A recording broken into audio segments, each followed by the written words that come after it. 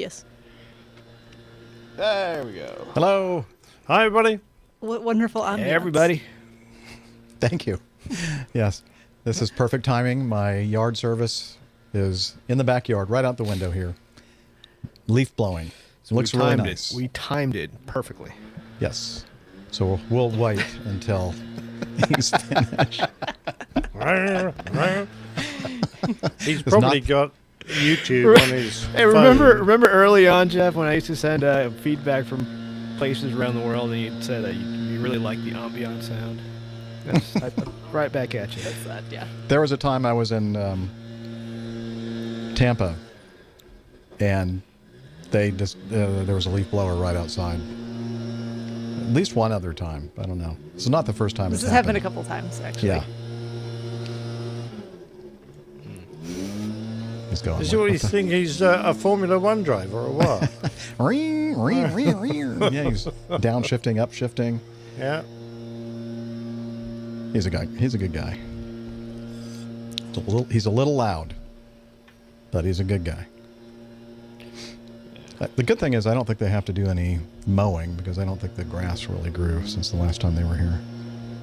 That means he's going to do What if he's just walking around with a big blowing. boombox and he's playing that sound and he's just chilling out? No, it's actually a leaf blower. I can see it. It's blowing stuff. Okay. Yeah, it's real. So no mowing, he'll do twice as much leaf blowing this week. Mm-hmm. Yeah, probably. They really do a Haven't nice they heard job. of, like, a rake? You just go out there and, Are you kidding me? silently. Nobody uses rakes anymore, Steph. Yeah, I'm not even sure I own one, but I have a leaf blower. Rakes don't burn petrol. They're no fun. I know. Yeah. Yeah, but we're all about burning carbon here. Yeah. Oh, wait. Agreed. I need to turn Liz up. She's saying something to me. Go ahead, Liz. Yeah. Liz is asking if my... this is his assistant that's out here now. So I'm assuming the guy that owns the business is okay because he did... was diagnosed with COVID, and he was out for a couple of weeks, and I had to do my own yard work. But that's okay. Oh. It was kind of fun, actually. I kind of miss it a little bit. Anyway, so sounds like maybe he's out of the way. So, yeah, maybe we'll... here, let me make sure we're recording. Oh, Okay. Can you do that? Mine's recording over here. Don't worry about it. Everybody sure? sounds really good. Okay. Really good. A new version is available and ready to install. Wow, really? That never happens. No. It's just because I never install it. So every single time it's like, would you like to actually update? No. One of these days, you should. In the middle of the week, I'm just going to contact you and say, Steph, start up Audio Hijack. Do the update. Do the update, please. Now. Please.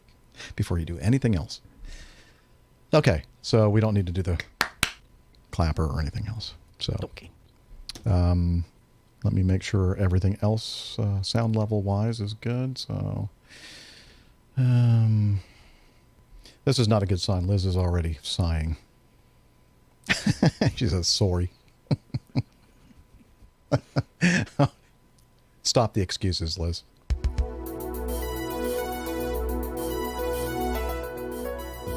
Is that volume okay? Sounds good to me. Just tell me you can hear something. Okay, good. And go over here to the intro and let's play this. You're listening to the Airline Pilot Guy Show.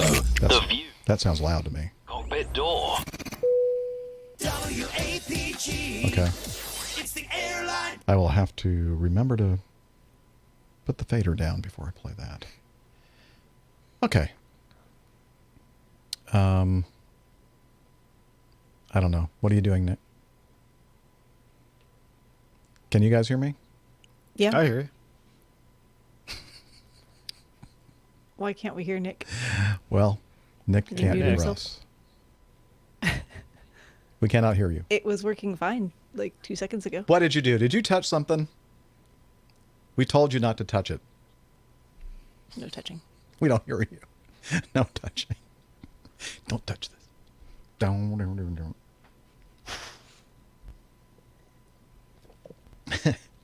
Don't touch this.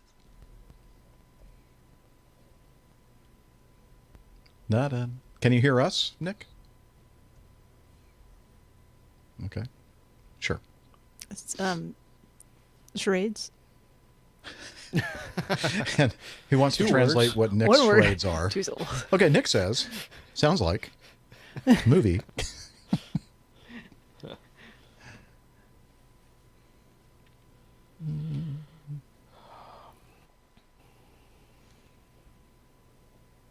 It wouldn't be an APG show unless we had some kind of a technical issue. Yeah. That's just how we roll. Yep, that's what we do.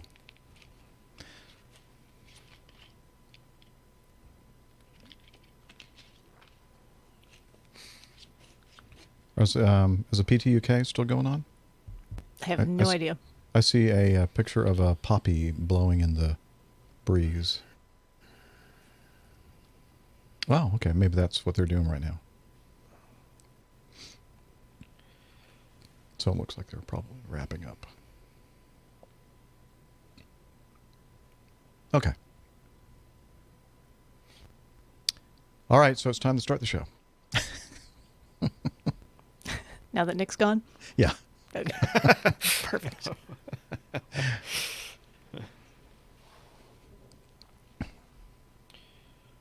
What happened? Yeah. Here. Oh, I hear him. Hello, hello. There he is. Wait, hang on a second. Be quiet. My camera's broken. My camera's broken. I wish I had thought to play that before. We can hear you now, and you can hear us, apparently. Oh, now it's bloody started flashing. How dare it? Well, that's okay. It's an audio podcast. Who cares? Well, I do, Right? but there you go. Yeah, yeah. We good. No, it was that stupid audio hijack cut me off for some reason. in my program. That darn audio hijack thing.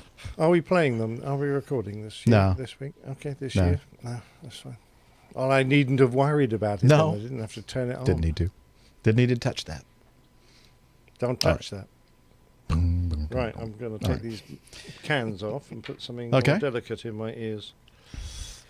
I like this. Just everybody let me know when you're ready, and then we'll start this thing. Ready? Ready to go.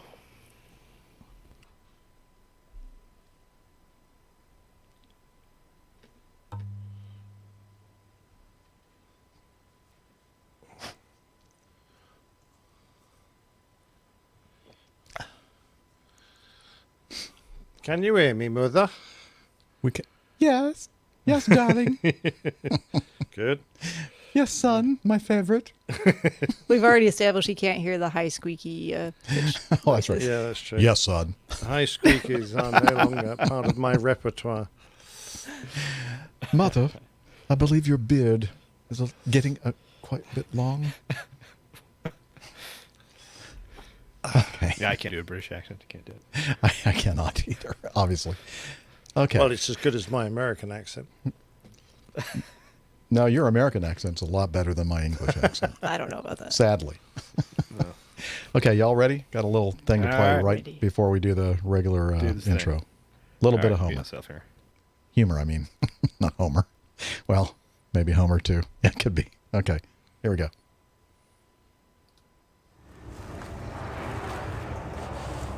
Okay, let's see if I get this rock.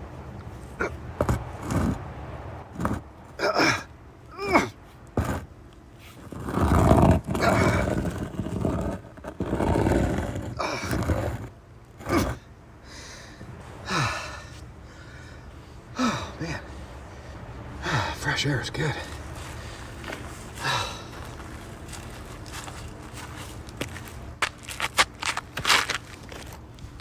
Yes, it is true. I know it's been a while since I've been able to talk to you all, but I've been underground in a hole for the last 3+ weeks.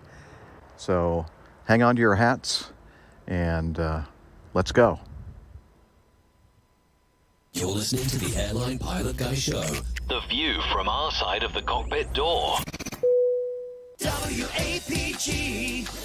It's the Airline Pilot Pilot Guy. We're back with Airline Pilot Guy episode 447. Yeah, he's up in the sky. It's the Airline Pilot Guy. Hello, you're listening to the Airline Pilot Guy show, the view from our side of the cockpit door with your host, Captain Jeff, broadcasting live from Studio 1A at APG headquarters in Roswell, Georgia. Today's show is recorded on the 6th of November, 2020. Yeah, he's up in the sky. It's the Airline Pilot Guy. Put your light and he's flying by. With the Airline Pilot Guy.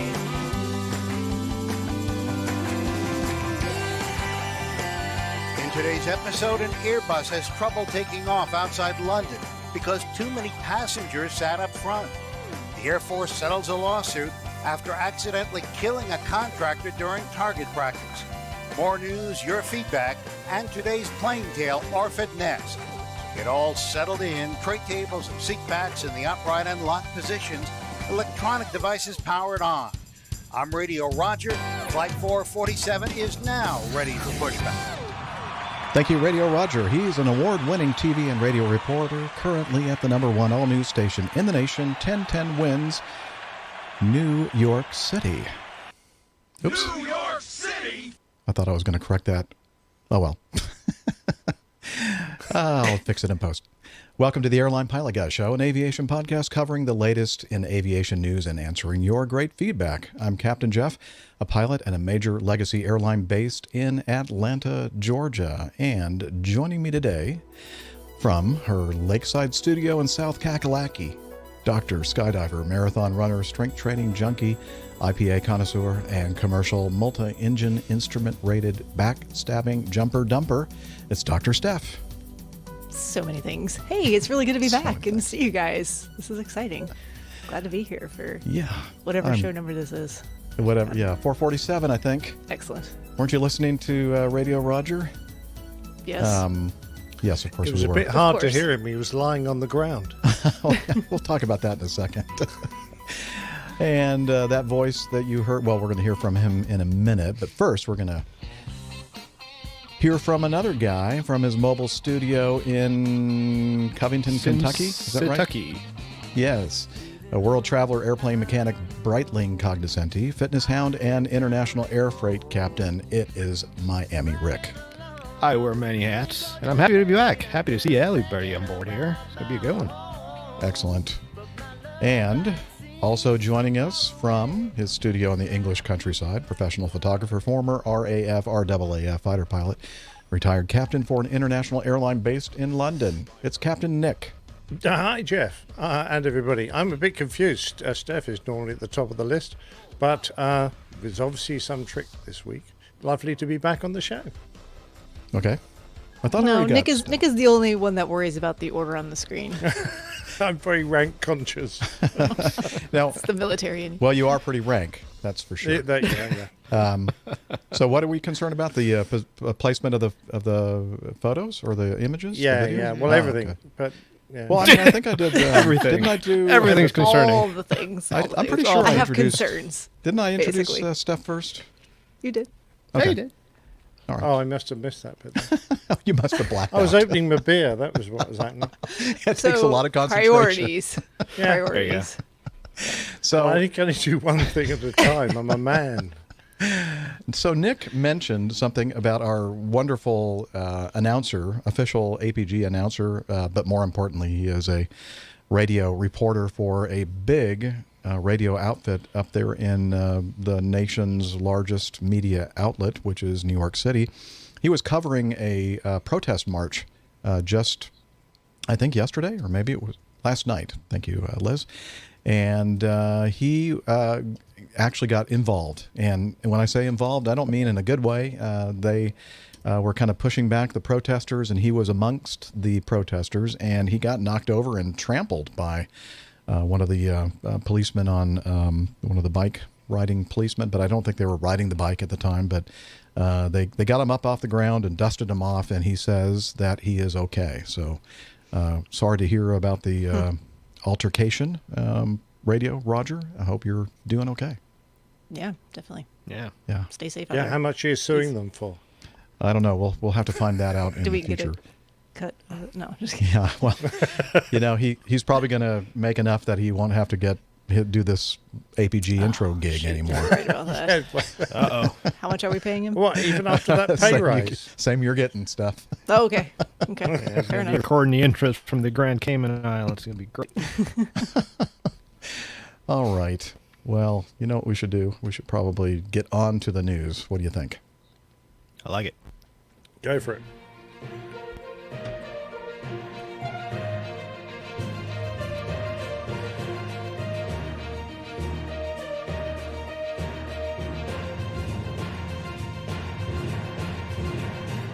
Stand by for news.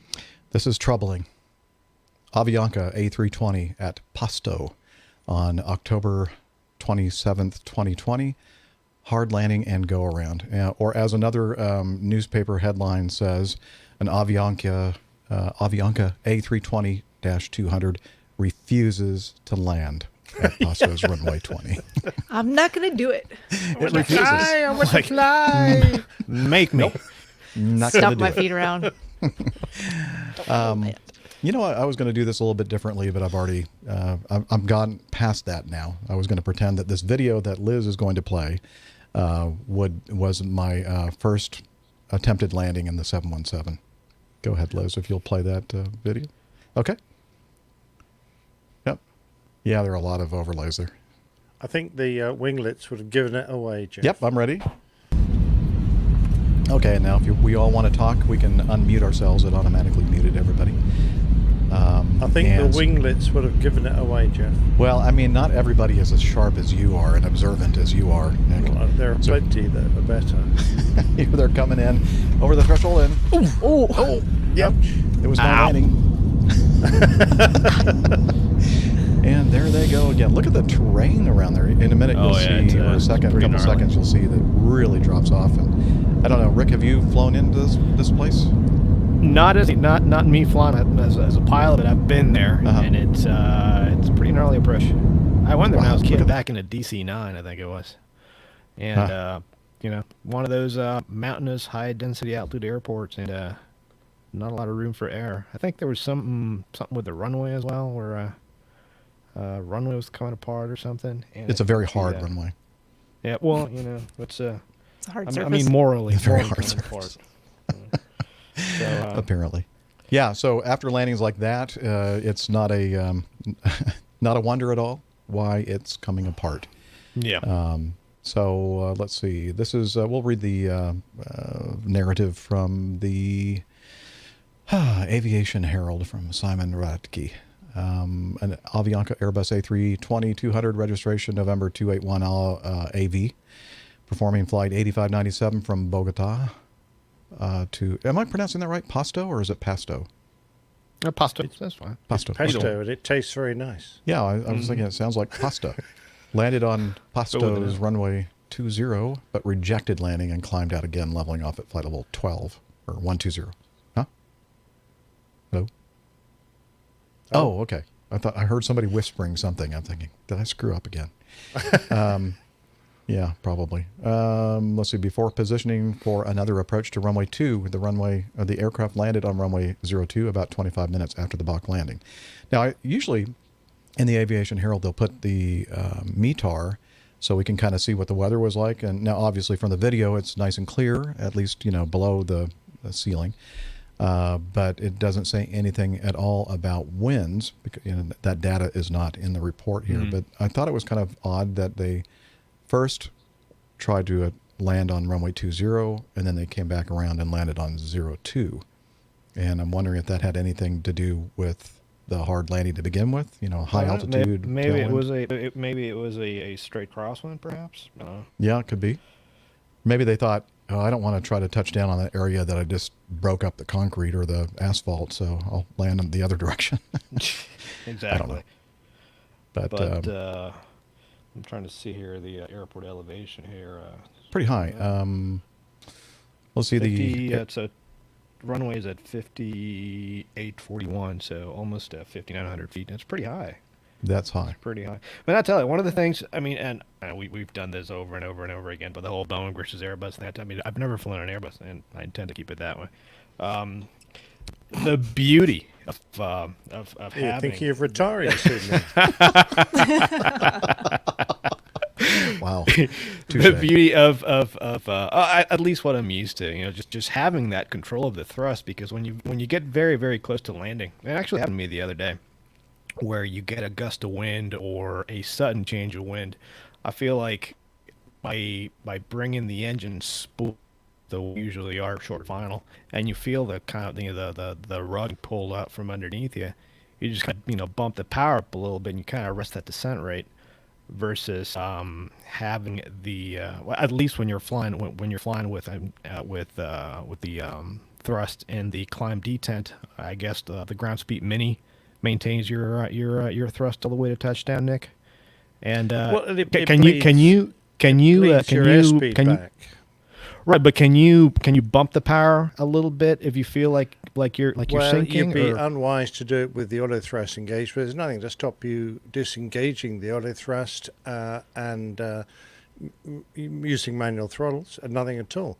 The trouble is, if you bump the throttles with auto thrust in from the climb detent, as soon as you leave the climb detent, the auto thrust will disengage, and the engines will go to where the throttles are, which at the climb detent is pretty powerful. So you won't get a little bit of thrust. The engines will go from close to idle, which is what they would normally be on the approach, up to climb power, and you're going to get a huge boot full of power.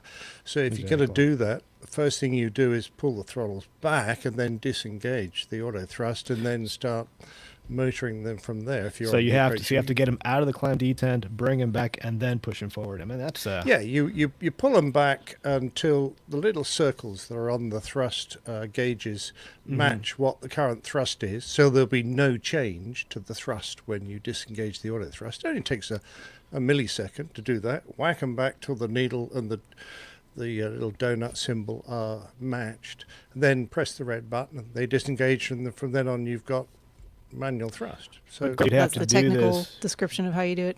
Whack them back. Whack them. Yeah. Whack them. But I mean, clearly you'd have to do this with a bit of anticipation, because you find yourself doing this very short final. I don't think it's not really recommended to mess with the thrust levers if you've got auto thrust in the flare. You've kind of left it a bit late there. If you don't like the way the auto thrust is handling the approach, do it preferably at about 1,000 feet. Nothing to stop you doing it lower, but gives you a chance to make sure, just in case you put in slightly too much thrust when you disengage it, you don't completely destabilize the approach. Right. Because you get to the latter stages of the approach, really, and you really are just flying a sword, quasi on speed AOA type approach, where you are now controlling rate of descent with thrust and speed with pitch.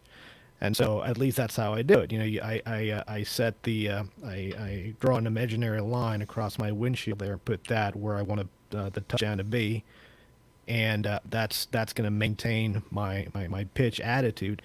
And then my rate of descent is controlled with power. And so by disconnecting the autopilot and disconnecting the autothrottle, now I have control of the aircraft, maintain my pitch, and control my sync rate with power. And so feel like the bottom's falling out, bump the power up, and since the engine's already spooled up, it reduces that sync rate. And so it's happened to me where I remember one time at the old Quito airport, I literally landed with full power because I felt the airplane just falling out of the sky. And as soon as we touched down, I brought it back and went to reverse thrust and the whole 9 yards. But at least it feels nice to me to know that I have that manual control of the thrust, and I feel like I can react a lot faster.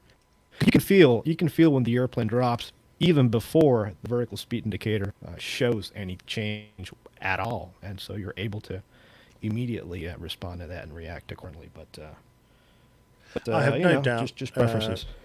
Rick, if you started flying Airbus, you would be one of the guys that generally does a manual thrust approach. A lot of guys do. They prefer it that way. Nothing to stop anyone doing it. Mm-hmm. A lot of other people. I'd also will carry do around automatics. a mock yoke and install it for old time's sake. You can actually Old buy toy, one. yeah. You know, Just that I sticks on don't, top of the stick. Yeah, and Hangs and, out. Just Yeah. kind of It like gets in extends the way over of a the little tray bit so you table. can, yeah. yeah, exactly. The guys he's flying with would go, that doesn't work. It's a stick. Like, yeah, it does. Watch. Or you could connect it somehow. Yeah, I think you could just, like, attaches and then comes over a little bit and, Probably should be able not to transmit officially all those approved same for- by Airbus. No, but yeah. So I'm looking at the pictures of the I was going to damage, just mention Jeff. that. Yeah. Okay. Yeah. That's the tailplane elevator, is it? I think so. Because So it that's looked the like the stabilizer. wings were pretty level and well above the runway. Mm-hmm. But he's made a bit of a mess, hasn't he? Isn't that quite. from the asphalt that separate from the runway and hit the stabilizer? I believe that's Could be. I believe Like that's bounce what it back was. up? Yeah, because I believe that's what it was. you think that is. Wow. That runway's in not very good Oh yeah. condition. Oh then, huh? yeah. I mean, I know it says that, but wow, that's So Yeah. over there, they're not very familiar with the concept of pavement classification number, apparently. No. Oh, was that the following day event? There was another local sources report asphalt surface is crumbling and detaching. See also the event the following day. Runway strikes So there was back. so there were two. Yeah, you're right. There were two events. This was one. Yeah. There was another one the following day. Now that I remember. No, Wow. I'm thinking that the photos that we're seeing, and they'll be in the show notes if you're listening. Anybody out there listening? No. And no, just the four of us. Just the four of us. And five. Liz just made clear that she's there as well. Anyway, I'm thinking that the photos here are from the first event with the I understand now why the airplane was refusing to land, because it's just not a wonderful runway to land on. Actually, they're in the link for the incident the following day. Those photos. Oh, it is? Okay. Never mind then. Just keeping That's us the above that following day. 50%. So. Well, it's always important to keep us above 50%. All right. But Anything else to wasn't there say? something about the aircraft was damaged, but they didn't notice until the end of the next sector? Mm-hmm. Yes. So I'm just wondering what the hell the crew were doing with their walk around. You'd only have to do a walk around every other flight. Okay. Particularly not when you've landed on a crumbly old runway. Yeah, don't. Yeah, the captain no. said, "Hey, just don't worry about it. It's fine. No. Don't." We want to get out of here. Just Yeah. ignore that. You just gotta modify the drag fuel factor on the FMC there to account for the less But aerodynamic it's- stabilizer there.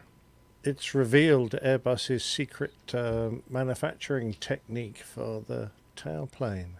No, you mean cardboard? what- Yeah. Yeah, I was going to say it looks Black cardboard.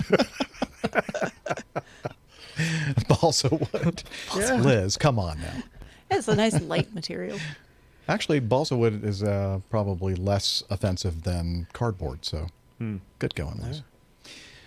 Okay, well, that's enough of that. We spent way too much time on that one. Moving on here to item B.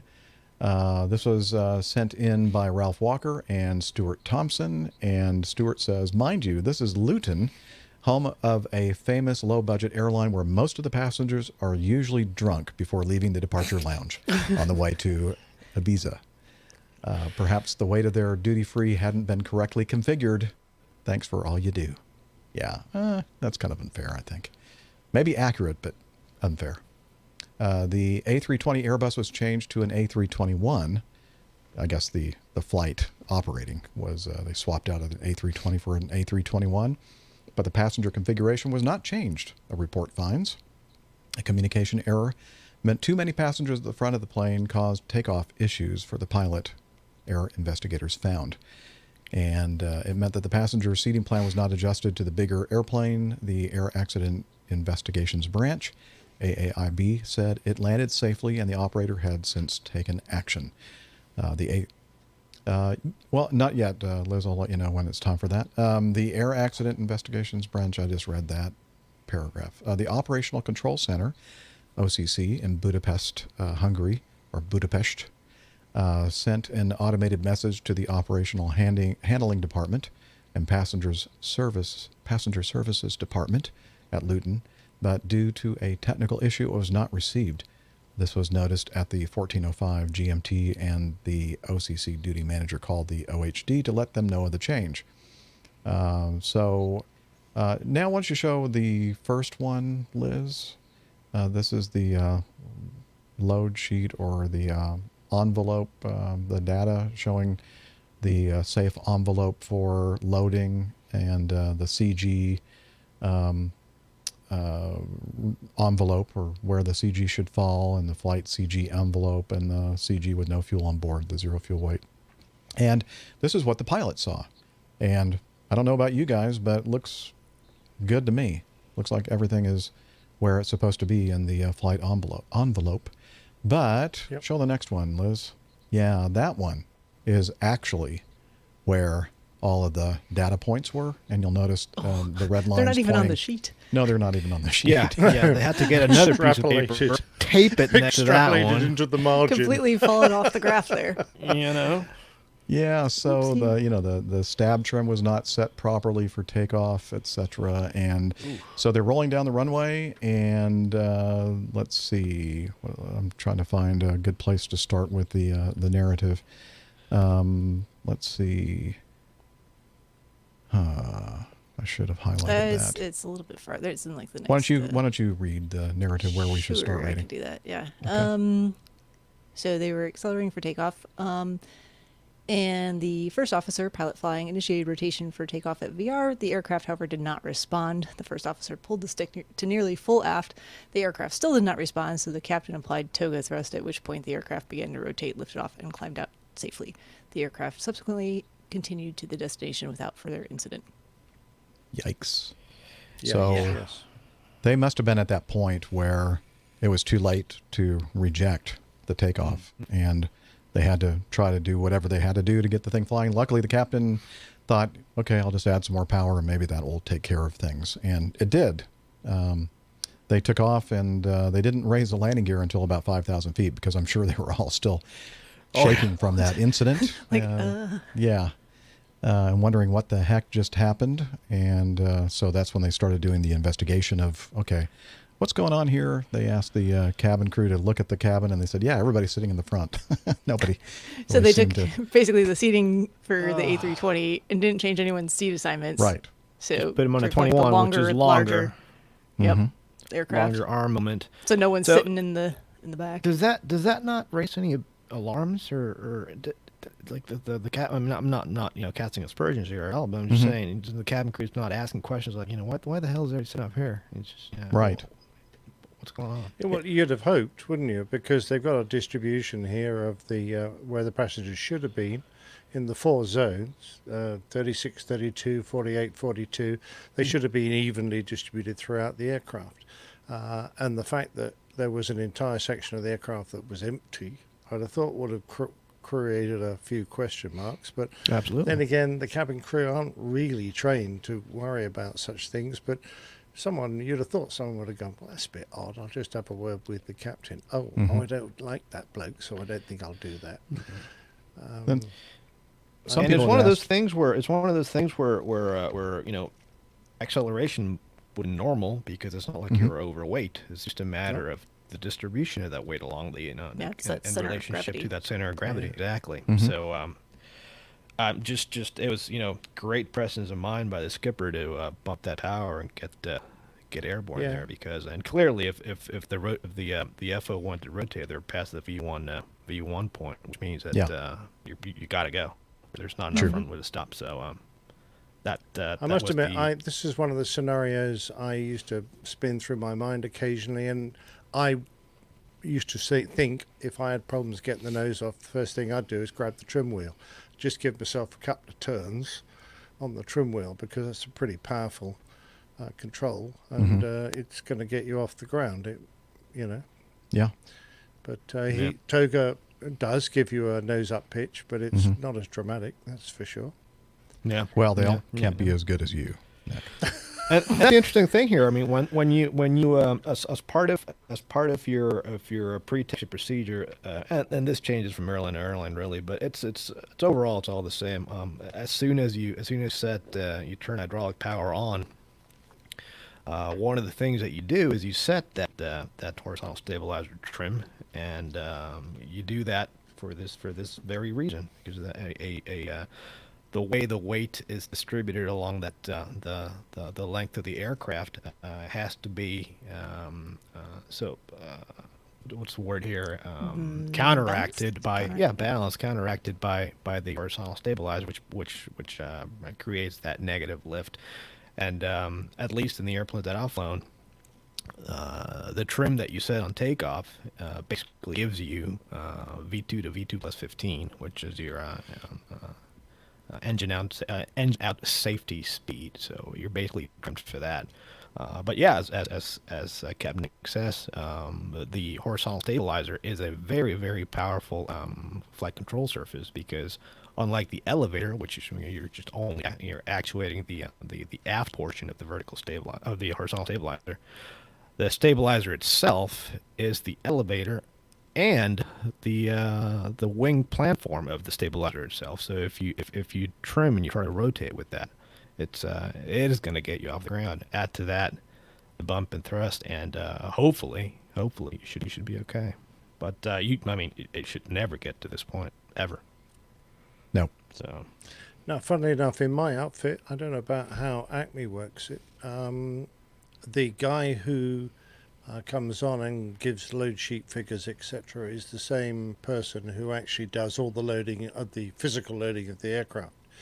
So the fact that you've got like two different agencies here doing the load sheet and one not communicating and doing this means to me that perhaps that ought to be integrated better. Because for us it was the same guy. He would have the load plan and he would have the load sheet. It was calculated by a different agency, but he had it in his hand to look at, and he would be walking in and out of the aircraft, check physically. In fact, we have one upstairs and one downstairs to speed things up, and that would be a much better way, because he would obviously have seen the fact that his load sheet said there would be all these passengers in the back and there were none there, so that would have raised alarm bells. And also, it would. Oh, I'm sorry. Go ahead, Jeff. No, go ahead, Rick. No, I was going to say that it would also, as a pilot, we can all learn from this, and it's also I guess beneficial to kind of familiarize yourself with what kind of takeoff stabilizer trim setting would go to a particular CG location range. So I know, I kind of know that anything around, so and really your center of gravity, as we're talking about this for people that are not really versed in that, center of gravity really is the location along the aircraft where the weight is concentrated. And now that center of gravity moves within what's called the CG range, a forward range and an aft range, right? And as long as that center of gravity is within that range, and you're safe for flight, I know that for example, a center of gravity of 22%, and 22% of the mean aerodynamic chord, which is basically, in simple terms, the chord of the wing, right? So if the CG is at 22%, I can expect a stabilizer trim setting of about 3.5 to 4 units. So if I kind of familiarize myself with what would make sense of that, if I get a number and a trim setting that make no sense, it makes me scrutinize the figure and dig a little deeper and find what the heck is going on. So I wonder, Nick, as you've flown Airbuses, so when you set the trim, you're actually physically moving the trim wheel, and then there's got to be an index there, right? And you kind of have to get familiar with what kind of trim setting would go with a specific CG position, or not really. Yeah, absolutely. In fact, it's a set limit, and you can work out your trim setting just by looking at the CFG, and the aircraft will calculate its own CFG. So if if the load sheet is looking a bit funny, you can look at see what the aircraft thinks, and go, well, hang on a minute, the aircraft's giving me something really weird here. So, the aircraft sometimes doesn't know what's going on, mind you. It relies on data being fed in, but, it's Right, and rubbish not only rubbish that, out. it also, I mean, at least in Boeing's, one of the aspects or one of the components that's critical to the aircraft calculating its own CG based on weight is the weight on wheel switch on the nose strut. If that signal into the system is not working properly, then the aircraft's unable to figure that out, or it might spit out an erroneous number. So, but yeah, this stuff is just really, really interesting. I would get to that point. Those graphics that we showed with the sheets of paper and the flight envelope and the data points and all that kind of stuff, we don't see any of that at Acme. We're just given the data from our load planning department. They receive information from all the rampers and the loading of cargo, and then they send that in via their little computer devices. The gate agent sends in the passenger data, and I'm not sure if it's a distribution of the passengers' positions. I'm not sure how that all works, but they send in that piece of data, goes to the load department in some building somewhere, and then it cranks out the data, and it's sent to us via our ACARS computer. And so the only thing in this particular instance that would have saved us from encountering that same the same event is one of the cabin crew saying, "That's kind of odd. Why is everybody sitting at the front of the airplane?" Or if we happen to be going back, maybe use the restroom before we left, and we went, why is nobody sitting in the back of the airplane? 10 empty rows back there. It's not good. Yeah. So, unfortunately, all the data they would have sent us would have looked normal. Mm-hmm. Yeah. So, anyway, glad that it was a happy ending, and it looks like Wiz has fixed those procedures to keep this sort of thing from happening again in the future, which is good. That happened back in January of this year. Okay, let's continue on. We're got several more items here in the news that we need to get through kind of quickly here. This is kind of a sad story. The Air Force settles a $25 million lawsuit for an F-16 strafing run that killed a contractor. And let's see, Charles Holbrook, a retired master sergeant and former tactical air control party airman, died January 31st, 2017. So this was a few years back at White Sands Missile Range in New Mexico after an F-16 Fighter Falcon student pilot incorrectly identified the target location during nighttime training, instead shooting at Holbrook's location. Holbrook, who was working as a contractor for Sensors Unlimited, now a division of Raytheon, was killed when the student mistook the line of rental cars for the similarly lined target and was ordered to fire at the group, blowing up one of the rental cars and striking Holbrook in the head with a 20-millimeter round. Holbrook died several hours later at the hospital. And so it was basically death by friendly fire, and it was a identification of target, and it was a student pilot, and all these things lined up, unfortunately, to have not a good ending. So yeah, his first night close air support mission, and his first use of night goggles also while flying the aircraft. First time he would be performing a nighttime high angle a high angle strafe attack. So lots of firsts there.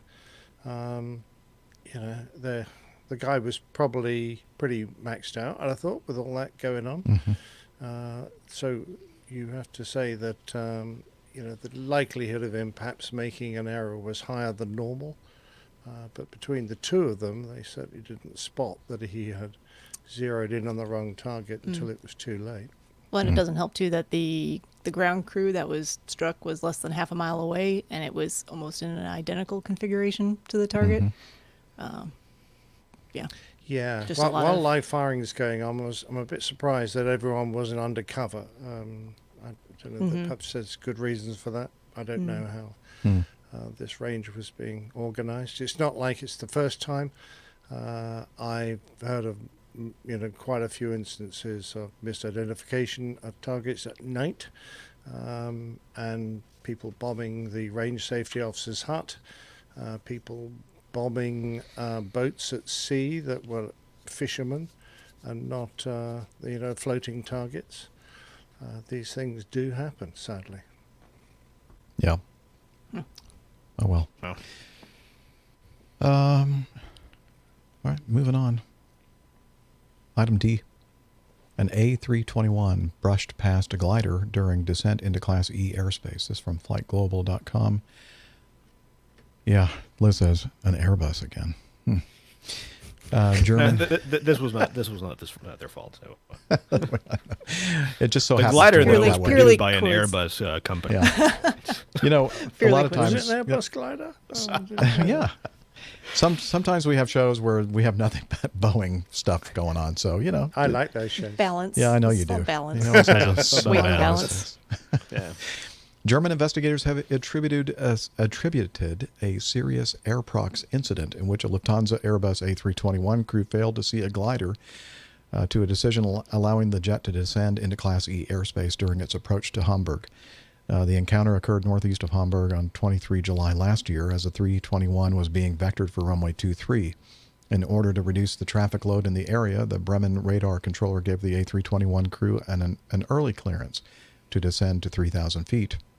This allowed the aircraft to fly below the 4,500-foot boundary separating Class C airspace from Class E airspace beneath.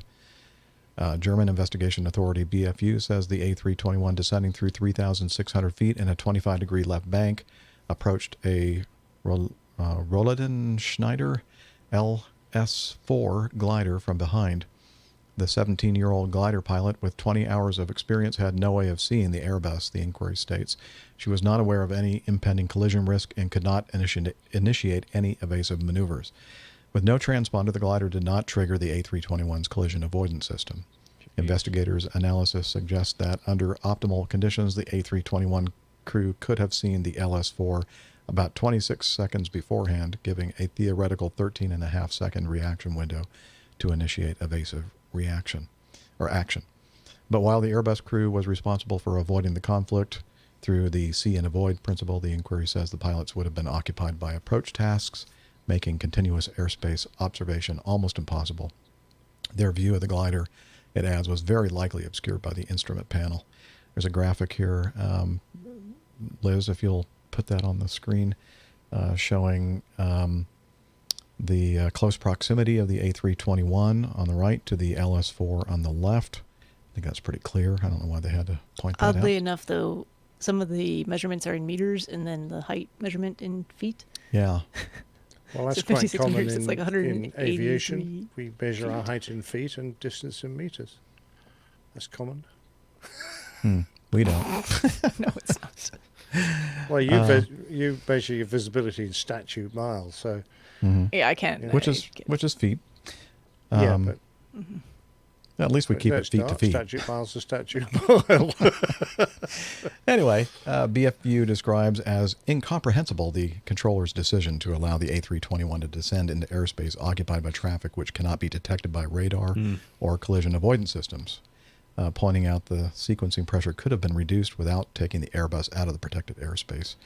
Yeah, it clearly to me was the fault of the controller letting the or directing the A321 to That's get down happened. in that airspace. This has happened to me and going into Germany. Well, not this, thank goodness. But I've had. What, you took out a glider over there? Well, yeah. You see, if you see any airplane I've flown, I've got silhouettes of gliders near the nose of the airplane, kind of like back in World War II. Kill count. Right. No, but seriously, going into Frankfurt Hahn, there's a lot of and Ramstein Air Force Base, there's a lot of glider activity around there, and I've had controllers actually offer me early descent, and actually advise that I'll be going through Class Echo airspace, and just be on the lookout for gliders, and I always come back with How about you keep your controlled airspace and give me radar vectors to the localizer? I'll take that. Yeah, I don't care if I have to fly. I mean, an there's a extra, reason for protected 2 or 3 minutes. airspace. So You know, for approaches and for traffic that doesn't mingle well together. You know, stuff moving quickly, large aircraft moving quickly, and small aircraft moving slowly. That's not a good mix. Hard to see. Yeah. It's also a case for mandatory transponders if you're going to fly near controlled airspace. Sure. So I know it does add weight and complexity and expense, but it does. Yes. Yeah. Yeah. But then you don't get rammed by vagrant Airbuses. I like it how they do gliders. Not in that controller. No, I was gonna say I like it how they do gliders in Germany. Here in the States, jetpacks. So kind of like in LA, the guy I was flying the around jetpack. So you have to worry about jetpack. So pilots. We each have our problems apparently. Yeah, for sure. Well, speaking of problems, how about some wildlife? I like wildlife, don't you? Fresno, California. People are calling it a miracle.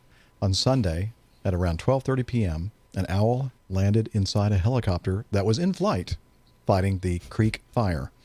The bird flew through the aircraft into the aircraft through a small 16-inch by 16-inch window, which is about half a meter for those of you in the parts of the world that use that measurement. Stared at the pilot as it did several water drops to the fire and then left out through the window around 10 minutes later. Now, in my head, I'm picturing a stare that only Steph could give, her passive-aggressive stare. That's what the owl, that's the expression. All that a water drop? You're like, I could do better.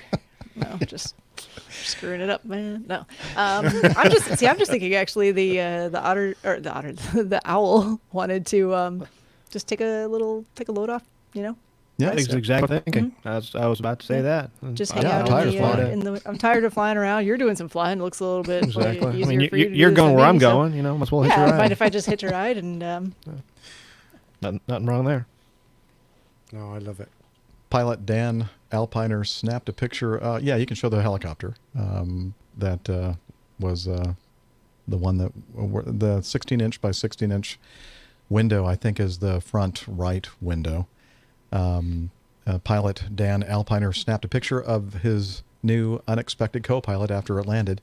He said when he noticed the large bird, he was scared. Now, I don't know if was the pilot scared or the bird. I would be scared if I were the pilot. I would be a little concerned. I'd be like, what the heck? Oh, apparently it was him. Please don't attack me, he said. It kind of spooked me for a second there, and we kind of locked eyes, and the thing looked around and was chill. And then I was like, okay, then you're going to work with me. So his company like you got the radios? Yeah. You hear that for me? Yeah. Now he walks around with an owl on his shoulder like pirate. That's right. Great. Now, the owl was saying, this is a hoot. Very good. I see what you did there. Very nice. Yeah, we'll have to remember that possible show title. This is a hoot. I like it. So the article here says that he took a picture of the bird, but I don't see it anywhere in this article. I would have loved to have seen the picture. I've seen of a the owl. video, haven't I? I think I've seen Oh, a there's video a video? or a picture. Yeah. Oh, okay. I didn't see that. No, Sorry. When the story first came around. Oh, okay. I didn't see that. Oh, well. Anyway, thought that was interesting. Everybody flew, or the owl pal flew away safely. All right. Continue on with wildlife and nature. Let's see. Item F for frog strike. This did not go so well for the wildlife. Yeah, so there's a picture on the screen there for you. Frog legs, anyone? Frog legs? Oh, poor Kermit. Out of the vent there. Yeah, I don't know exactly how this all happened. I don't see any narrative or anything. No. Came from it's just a picture tweet. Of a frog from a tweet. A320. Frog legs for dinner, Liz says. Very good. Although it's not going to fill you up. It'll just have to be an appetizer. All right. And then G. Sticking sort of with nature, sort of, this 747 SP in a hangar in Lake Charles, Louisiana, got hungry. Decided to take a big bite out of a Boeing business jet, a 737 business jet. Looks kind of menacing, but it basically totaled the 747 SP. This original tweet says a Las Vegas Sands Boeing 747 SP was critically damaged when it collided with another aircraft in a hangar in Marana Airport, Arizona. But it actually, they put out an update and it said it was actually in Lake Charles, and then the hurricane, I'm assuming Hurricane Laura, swept through the airport, damaging the hangar door and leaving a trail of devastation behind. That's painful to look at. It is really a shame. Not too many of those 747 not SPs a lot of out there. not a lot of SPs around anymore. So Yeah. sad. I don't know. I thought they were pretty ugly. They kind of look like a toy, like a cartoon airplane, don't they? They do a bit. Yeah, Yeah. they're special looking. The proportions but, are a little different. I'd fly Yeah. one all day long. I'll tell you what. Yeah, and you could No, I could too. because the range on those airplanes was amazing. Oh yeah, Or is It's, amazing, I guess.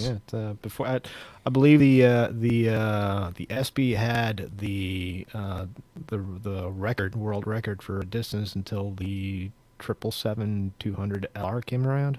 Someone's probably going to correct me, but I think it was right there, one ticket from another, and then the 350 came along and ruined it. But It ruined it for everybody. The 340 had it before the 350. the 500, right? I think it was the It was the 340-500. I think it was Singapore doing Newark to Singapore. I think it was. That might have taken it. Yeah, the 340-300 went Paris to Auckland in New Zealand, 21 hours. All right. Well, that's the news segment. Went a little bit long, but it's been a while. We're out of practice here, so That's right. we'll get better as time goes on. No, we won't. No, we'll probably not. Yeah, I'm just saying it. But now is the time for us to get all caught up, and that's going to take another bit of time, I would imagine. Maybe we won't have any feedback on today's show. We'll see. Pardon me? Oh, that's right. We'll start with Rick because we don't know when he's going to be back with us again. So, how you been, man? What, am I going somewhere? Oh, I don't. Well, Liz seems to think you are. Wait. Liz is saying something about the production meeting and that we were going to let him go. Okay, yeah. Okay. Yeah, So we haven't announced that yet. I've been good. I just back on the road here as of last week after taking a little bit of personal time off, and happy to be back flying. It's been a while, so you don't realize how much you miss it until you actually get back and back in the saddle and do it again. So right now I am in Cincinnati. Been doing transcon flights. I went over to Denver the other day, which was nice.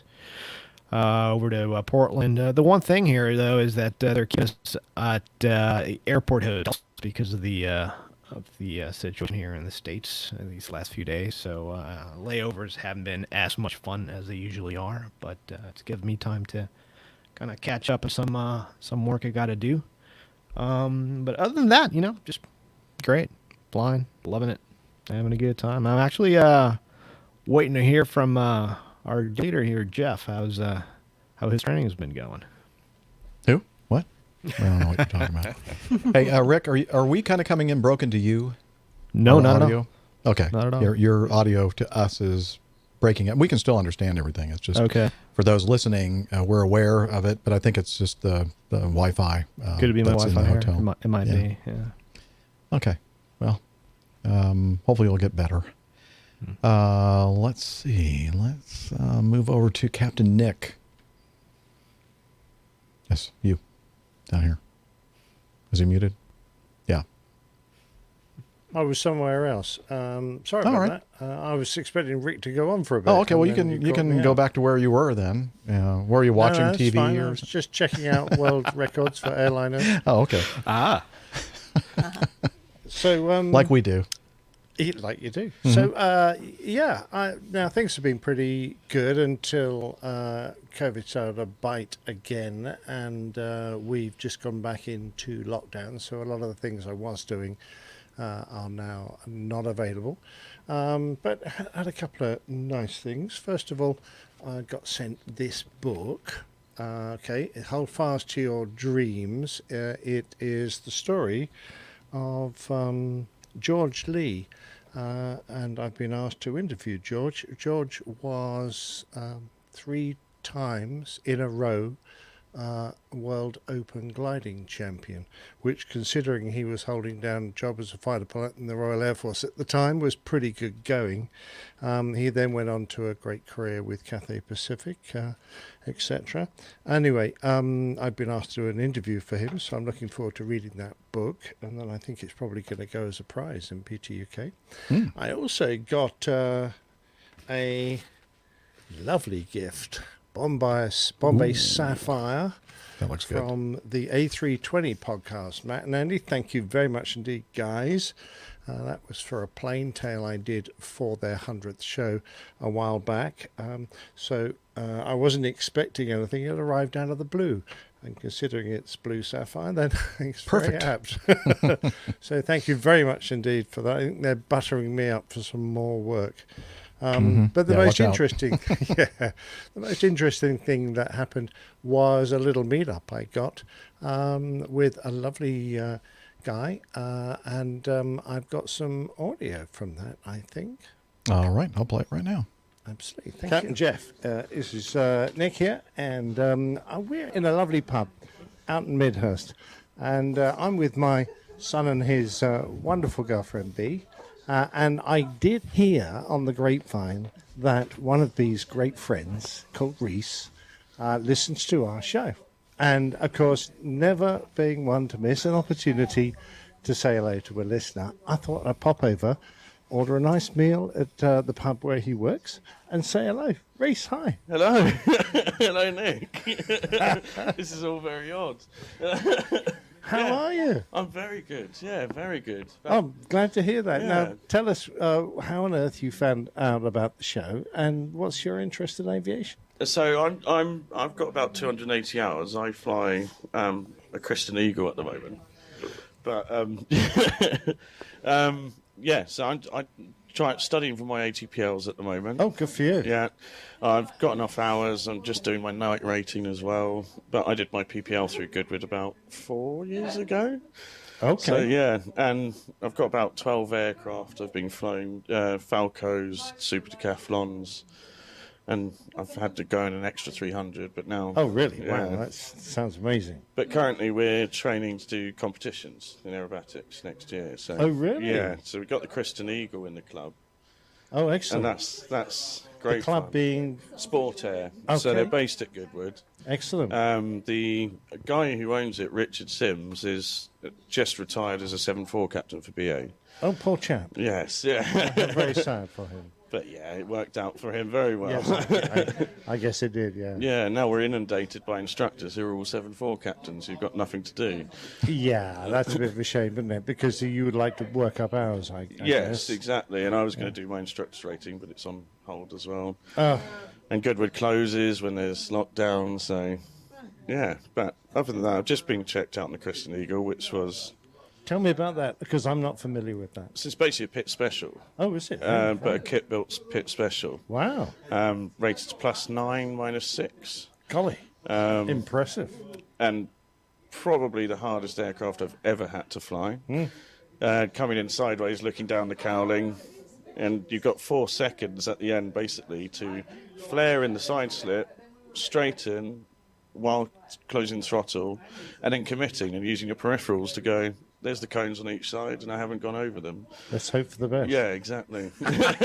Must be a devil in a crosswind, or perhaps that helps a bit. It does, actually. Yeah. I prefer it because you can stick the nose into the where the crosswind's coming from, so left but it's preferably to the right because the speed gauge is on the left. Oh, so you gotcha. want to look down the left. Excellent. So what's the ultimate aim?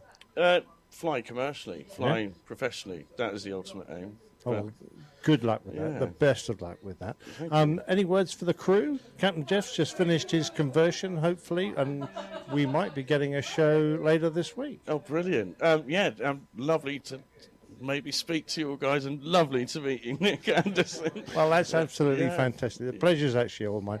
Thank you very much indeed for listening to the show. No, anytime. We love it, and it's only with the support of our wonderful listeners that the show's a success. Yeah, it's brilliant. It's a brilliant show. I love listening to it. Well, it's good thanks for very long much drives indeed. to Oxford for my night rating. So. Well, hopefully we'll be back in the air very soon. And back to you in the studio, Jeff. Thank you. Was he aware that this is the APG and not the PTUK show? I don't know. Maybe he was confused. No, I'm sure he wasn't. No. Yes, he was, but I to be absolutely fair, I did rather ambush him because Sounds like it. he was unaware that I was in the pub, and my son and B grabbed him and dragged him in, with his beer, and I literally, as he walked up to the table and clocked me, I literally put a microphone straight in his hand. So. Don't give him time to think about it or say no. Just here you go. Absolutely, yes, that's the trick. We'll have to remember that. Yeah, no time to think of ums and ahs. I could tell from absolutely his... delightful chap, Reese. What if you're going to build up hours? What a way to do it! Oh yeah. I mean, flying those aerobatic aircraft, particularly that Pit Special kit built version, which I tried to find on the internet. I'm probably not spelling it right, but I know what a Pit Special is like. It's very impressive, and he said it's really quite a tricky airplane to fly, and I don't doubt it is. But I take my hat off to him because Reese is going to be entering aerobatic competitions, and personally, I think if you're going to become an airline pilot, to cut your teeth doing that kind of flying, that's absolutely brilliant. Well, that kind of flying is just like airline flying. Yeah, Exactly. I was just thinking more that jet upsets are going to be a just complete, don't worry about that. Yeah, he's going to keep it at 1G the whole time. It's going to be perfect. Exactly. I'll just turn this into a Cubanate and we'll be fine. There you go. Well, I do see somebody named Reese Perry Reese Perry, sorry. It's the chat Reese, room. as in peanut butter and chocolate. Gotcha. Well, why does he spell it wrong? He's Welsh, poor chap. We have to bless give his him heart. a little bit of latitude in the spelling. Is that the same Reese? Yes, in it the looks chat like room? it. I Okay, haven't actually excellent. had a chance to confirm that. But hi, Okay. Reese. If that's you, say hello. We do apologize for Nick. What's the word? ambush. Ambushing you in the pub. Microphone ambush. Yeah. Absolutely. But at least you know it was a genuine response. So it was very nice. Most certainly. Now, I have had a meetup at Goodwood, the airfield that he flies from. So I think it would be suitable next year while Reese, hopefully he'll still be there, building his hours and finishing his A2PL. We can have another one, and he can fly his Pit Special and give us all a demonstration over the airfield. That would be super, wouldn't it? That would be great. Same place where I went to the car stuff the other year. Yeah. Mm-hmm. Oh, that's right. Yeah. Sounds like a fun place. Yeah. All right. Well, welcome to APG, Reese. Well, I guess he was already there, knew about us and was listening, and great to hear from you. Hopefully we'll all get to meet you someday in the future. Yeah, I look forward to it. All right. Steph, Yeah. how have you been? Good. I had to pull up a calendar because it's been a while and I Remember? have no idea what I did in the past several weeks. Couldn't Double even blur. actually remember the last time we did a show, but I think it was October 9th. Something like that. Something Sounds like right. that. All right. Yeah. So, actually, the little hiatus timing worked out pretty well for me because I had some vacation scheduled in October. So, my brother and one of my good running friends and I, we actually took a little trip to Arizona and we participated in a running event out there. It was a across the country relay that was organized by a mutual friend of ours who runs a big running group on Facebook. So that was actually pretty neat because a lot of racing and things like that, big events have been canceled this year with COVID and whatnot. So it was nice to participate in some sort of organized running event. So the relay did not come through my part of the country. So my friend and I, Karen and I, live here in the Carolinas, and we're like, well, we want to join this, so we'll just pick a random place to go and take part in this relay. And Karen goes, well, I'd like this segment out here, like on the in New Mexico, like almost on the border of Arizona. And I went, all right, well, I'll take the first segment in Arizona. So, that's what we did. We went and made a week of it and kind of drove all around the state. We roped my brother into taking the leg after me because no one had done that one yet, which turned into a 16-mile run for him, basically in the dark on a 2-lane highway. Does he still love you? I think so. A little bit. But we had a good time. We went and saw a lot of cool stuff. Never been to Petrified Forest National Park before, so check that one off the list. Cha-ching. Cha-ching. My friend Karen had not been to the Grand Canyon or Sedona, so we went and did that stuff as well. Oh, it's beautiful. It was very nice. So that was a whole week there. And then nothing new or different, really, just, the usual doctoring day job during the week and flying on the weekends. So that's what I've been up to. I don't think I've done anything else. I was trying to, like I said, I was looking through the calendar just to make sure because I can't remember. Yeah, I think that is it. Might have a little meetup next week with Pilot Pip as well. He has to come to the States to do some training, recurrent training. So I think it's a little layover here. Oh, that sounds like fun. Who's that again? Pip? Some guy, I think he does a podcast, plane safety. His name's Lemon. Lemon. So, that's great. Assuming that, lockdown stuff there doesn't put a damper on his travel plans. Should have an hour or two meet up next week. Make sure that you record something if you think of it. Yeah, maybe. Probably not. No, I'll try. Okay. Probably not. Oh, you don't? Okay, hang on. Let me, I'm talking with Liz right now, is having her get something ready for me. You have it? Okay. So, is it my turn now? I think so. I don't have anything else to discuss. Okay. Well, we eventually have to get to this, don't we? Go ahead and put that up This there. is what we're all waiting to hear, Jeff. Yeah. Ooh. Golly, I thought it was going to be a link trainer.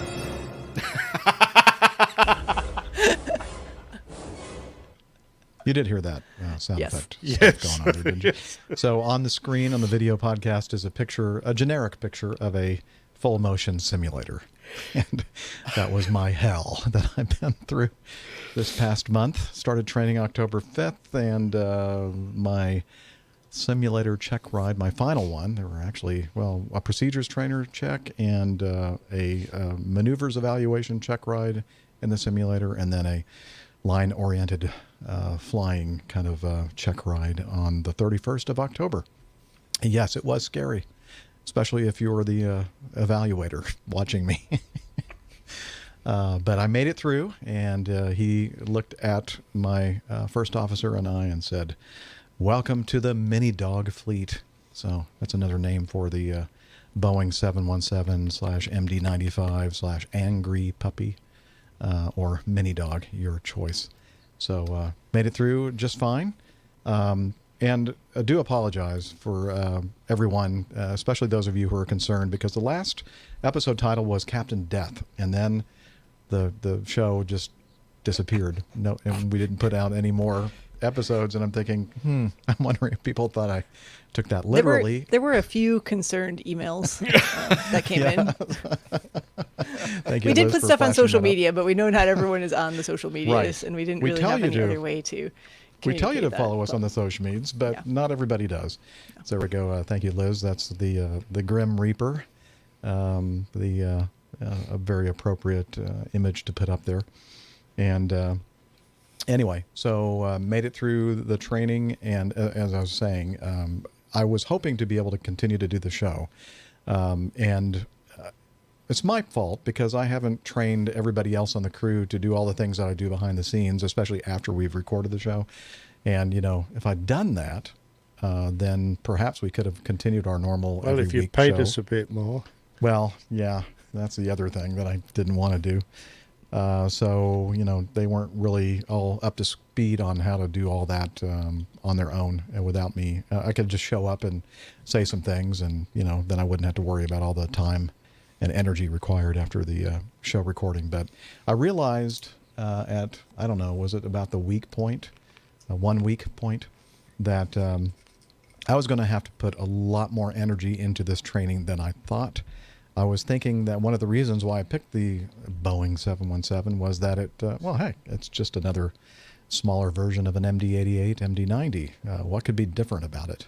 And I found out really, really quickly that the automation and the flight management system, computer and interface and philosophy and everything else was completely different, and it just really kicked me in the butt.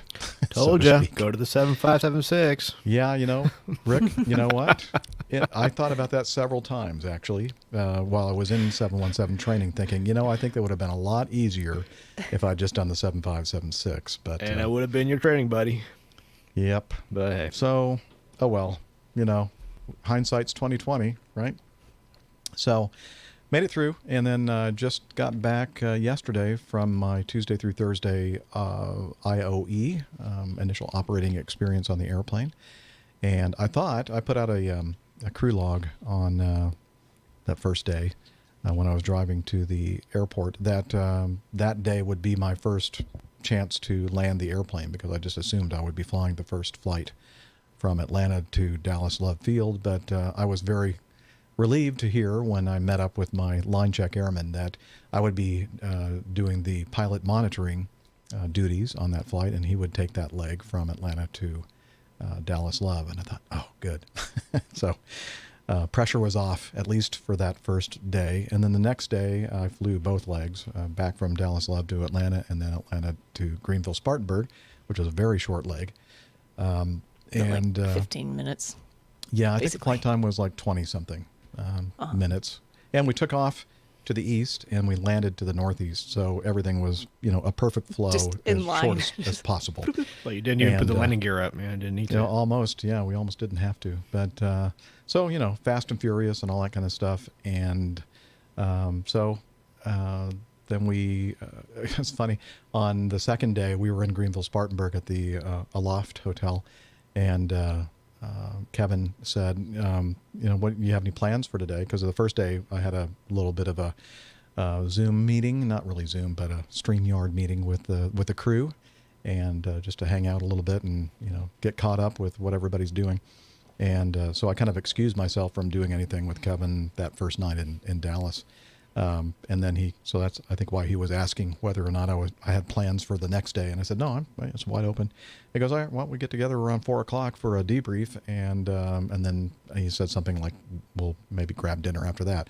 And so I thought what he meant by debrief was to go to the bar and have some beers. But no, he really meant debrief.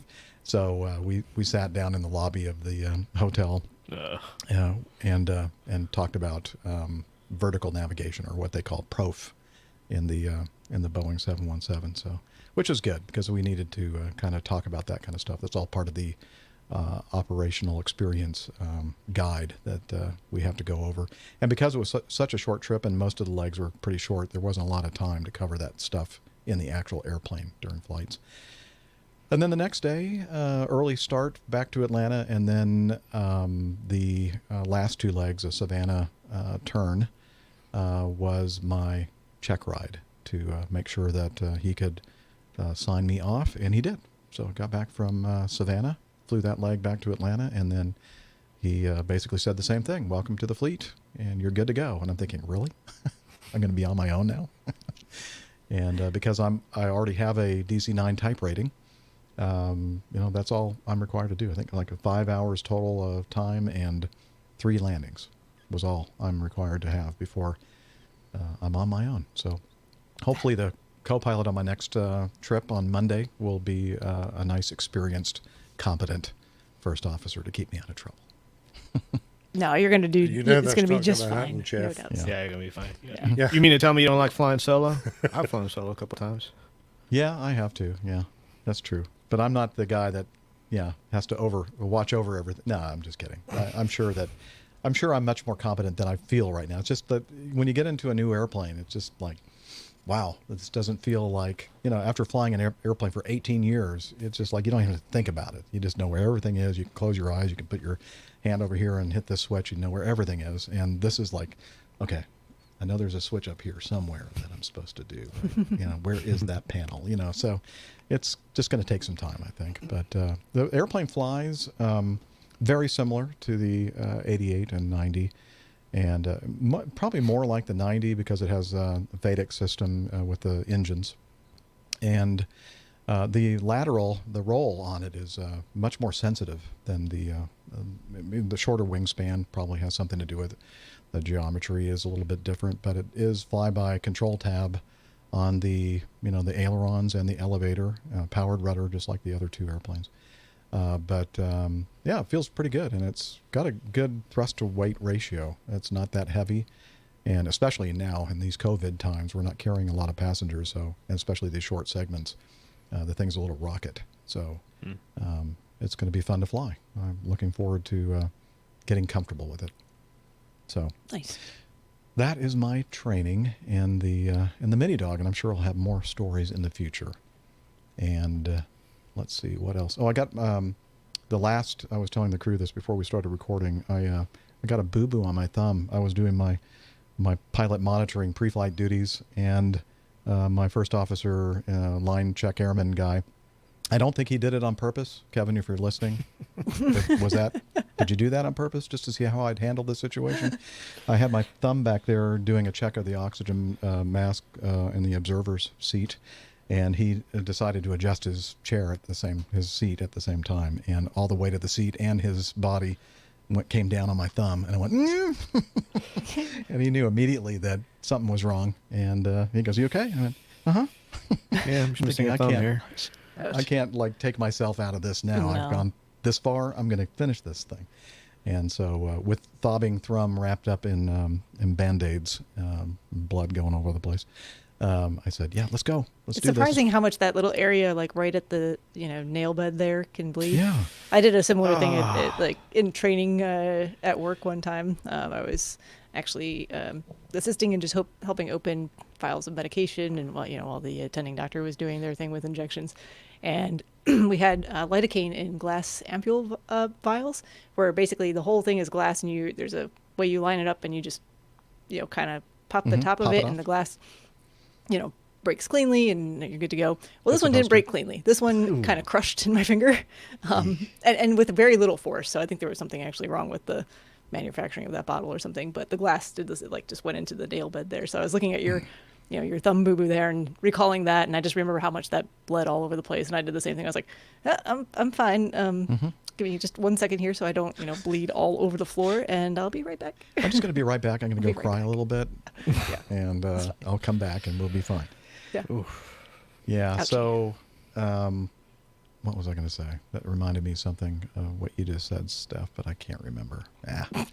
Oh well. It's heck getting old, isn't it? Mm-hmm.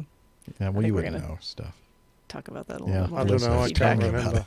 I don't remember either. what it's like. Doesn't know what it's like getting old anymore. He's forgotten that No. much. No. Okay. That was an age. That was too long ago. Well, I guess there's nothing really else to say.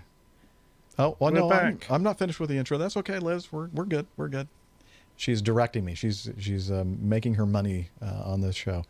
Well, first thing I have here. Well, let's do this one first. Rick, you told us to remind you to do a shout out to Tony.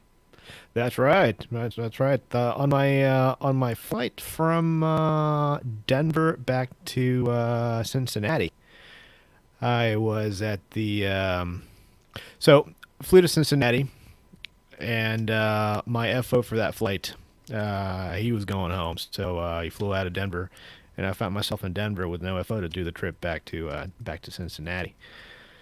Excuse me. So I was refreshing my schedule there, and all of a sudden I see a familiar name on there, and Anthony. Now the interesting thing about Anthony is that my first flight on IOE on the 7.6, he was the safety pilot for this flight. We flew from Riverside to Honolulu.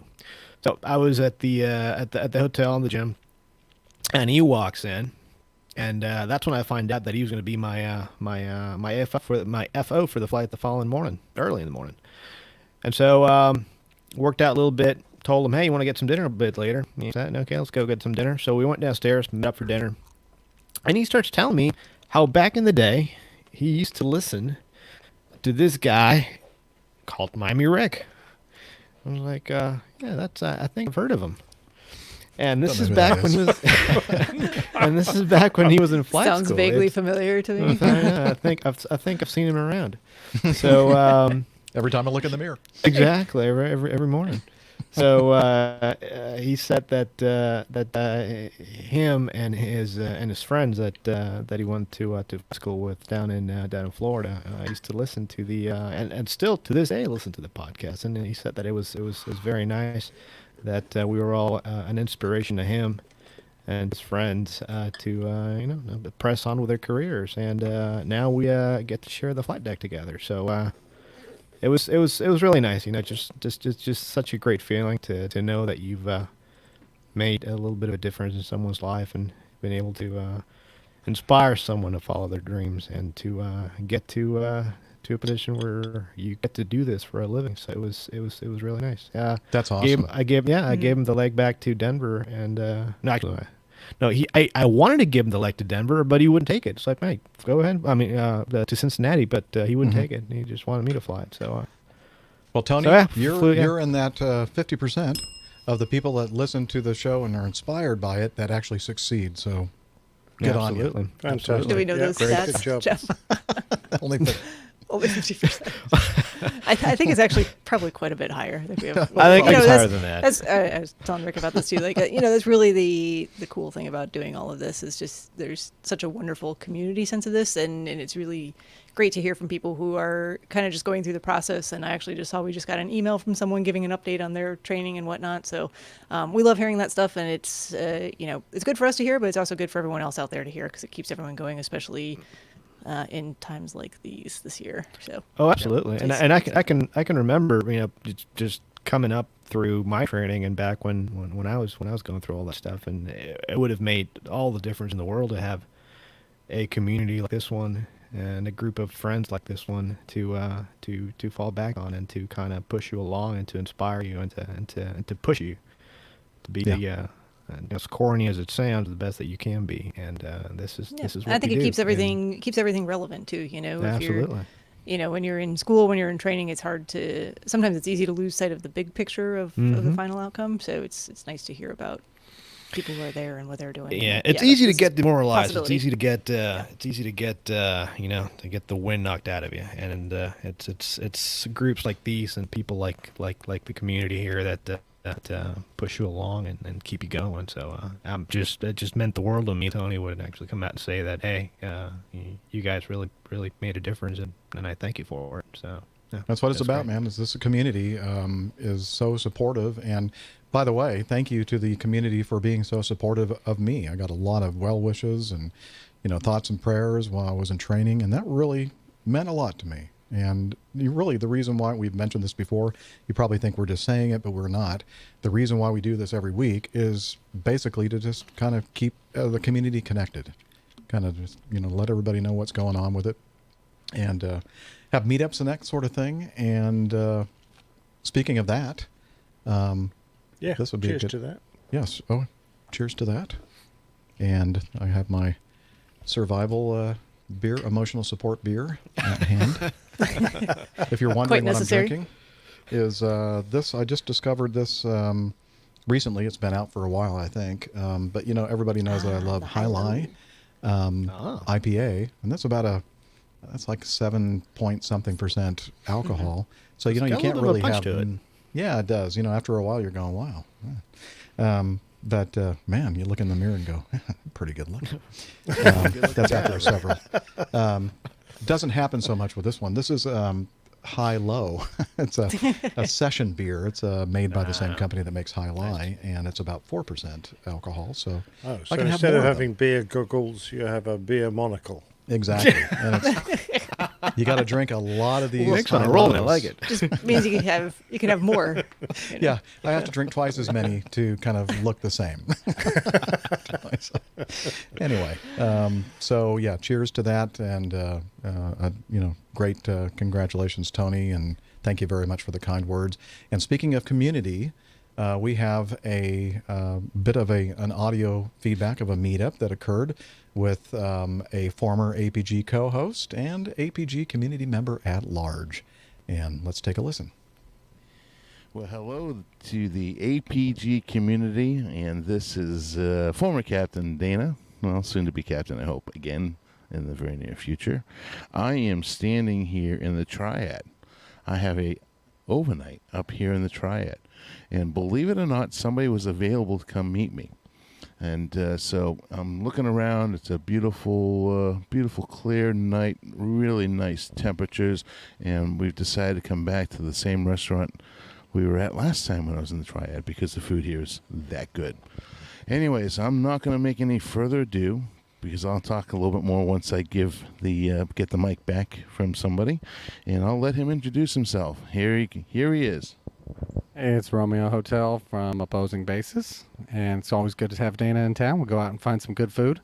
I think AG took you to a nice burger place, and I've taken you here twice, so maybe I have to get them a little more original for me, but it's good to have you for a nice dinner, and we'll get to enjoy some awesome southern food here in the local Triad area, and talk about the 737 and your experience in the right seat, and I can exchange stories about work and how everything's going during all this time. But it's great to see Dana healthy, smiling like always. We miss you on the APG, and it's I get a substitute for that. I get a live meetup and a live dinner, and I get to catch up in real time. So it's great seeing you, Dana, and thanks for doing the recording.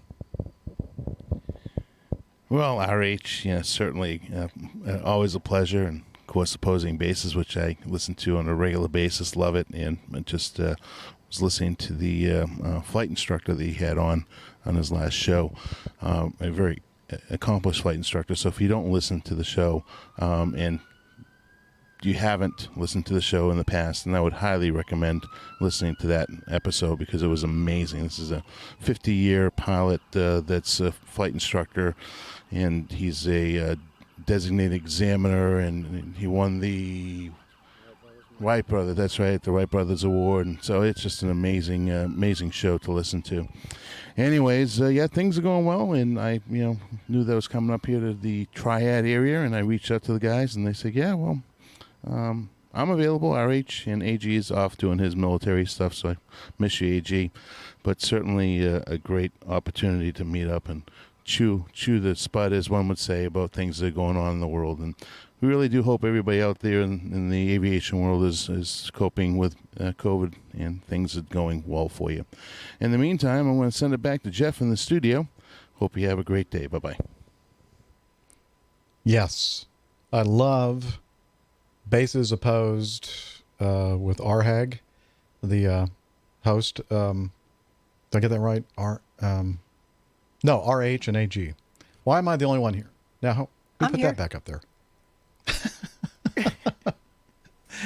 I was just going to let you think There we through go. it. I knew it would come back to you. I was panicking. I was the only one that I could see on the video. Those blokes are rhesus and A negative. Okay. Yeah, great to hear the meetup audio. By the way, this is a good time to all of you out in the community. If you get together with other APGers in a meetup, with or without an APG crew member, please take the time to record some audio and send it in, and we'll play it on the show. Unless it's like super long, then we'll maybe have to edit it or something. But We'll play it over several shows. Yeah. But honestly, you don't have to wait for one of us to be there. If you, I know we have a Facebook group out there on the West Coast, the West Coast APGers, and if you guys get together, guys and gals, record some audio, send it in, and we'll play it on the show. And if you're anywhere in the country or the world, for that matter, send us some audio feedback. It's always fun to hear the community out there. And it's always great to hear that our listeners are getting together and, cheering the breeze. It's a brilliant idea. Yeah, and I hope to do more of that, or hope we all can do more of that as time goes on, and hopefully we'll get to a point where we're somewhat closer to, pre-COVID times, so that we can actually meet up physically. BC, before COVID. Yeah, BC, before COVID. Perfect. Yeah.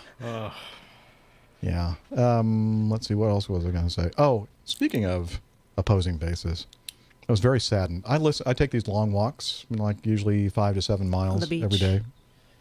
What's that? Just long walks. Not on the beach. Oh, yeah, okay. I mean, I would Less if I had a romantic. beach nearby, but I don't. It's mostly just sidewalks in various neighborhoods around the Roswell, Alpharetta area. And one of the shows I like to listen to, and there are so many good aviation shows out there, but I usually like to listen to Opposing Bases on my walks for some reason. And it gets me energized, I guess, because I get so upset with what they're saying. Just kidding.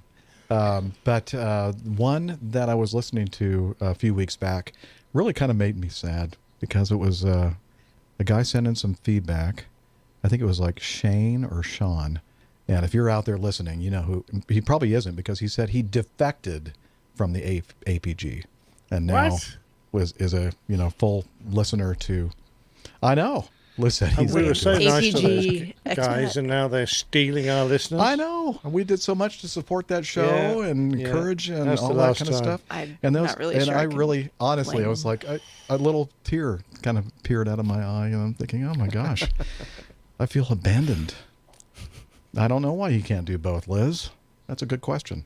Yeah. Time. Anyway, Time. just wanted to let you know, if you're listening out there, Shane or Sean or whatever your Whoever name the is, hell you were. you know We who don't you care are. anymore. You really I'm hurt surprised my you know feelings. his full name. Don't they just go by initials over there? Oh yeah. How did I know? Very curious. I don't Anyway. know. Yeah, I had somebody investigate. I gotcha. Private investigator. Yeah. Oh, by the way, you'll hear me talking to Liz on occasion on the live show. I'm the only co-host that can hear what Liz is saying in my ear. Sometimes, though, when I'm editing the show, she'll say something that's just so funny that I'm reacting to, and it really doesn't make sense in context, and so I'll throw her voice in there on occasion because I'm recording a track with just her on it, an audio track. And so sometimes if you're listening to the audio podcast, you'll hear Liz's voice saying something. And I've gotten a lot of feedback saying, I don't know if you know this, Jeff, but occasionally we hear Liz, and I don't think we're supposed to be hearing Liz. Well, no, it's on purpose. No, yes, we do, Liz. She says, well, you don't want to hear Liz. We do want to hear Liz, actually. We can't convince her to be on the regular show full time, so we just have to live with those little bits and pieces of witty satire from her. Well, yeah, repartee. Anyway, so that's just an explanation. I am aware of the fact that Liz's voice is on the audio podcast every now and then. So thank you out there for caring. We do appreciate that. Okay, and I'm so sad that I didn't remember to play this at the beginning, and then I didn't again remember to play it when it was time for Steph to tell us about what she was doing. Cackalacky, cackalacky, cackalacky all day long. Cackalacky, cackalacky, cackalacky where I belong. Well, I've been around this whole wide world. I've been around the block. I've been around this whole wide world. Cackalacky's where I belong. It's actually our state anthem. I wasn't aware that was common knowledge, but So what's funny about that is I don't know how I stumbled upon it, but there's a guy, a very talented musician. He wasn't one of those singing. And I can't remember his name, Jonathan Bird, I think, and loved it. And I just happened to stumble on this video that he did. He said that one of the people is, I guess he has a kakalaki. I guess they make hot sauce or something. yes, there's a hot sauce. Okay. By the same name. And somebody saw his guitar case and it had kakalaki on it, and he goes, how do I get one of those? And so he said, well, he gave him the information on how he can get a bumper sticker so he could put it on his guitar case or whatever. And then somehow the people at this company heard about it and drove their van over to Jonathan Bird's house. I'm not sure. I think he lives somewhere in North Carolina. I'm not sure. And brought a whole bunch of, bumper stickers and all kind of stuff. And they were like out there, and hot sauce. Yeah, a lot of hot sauce.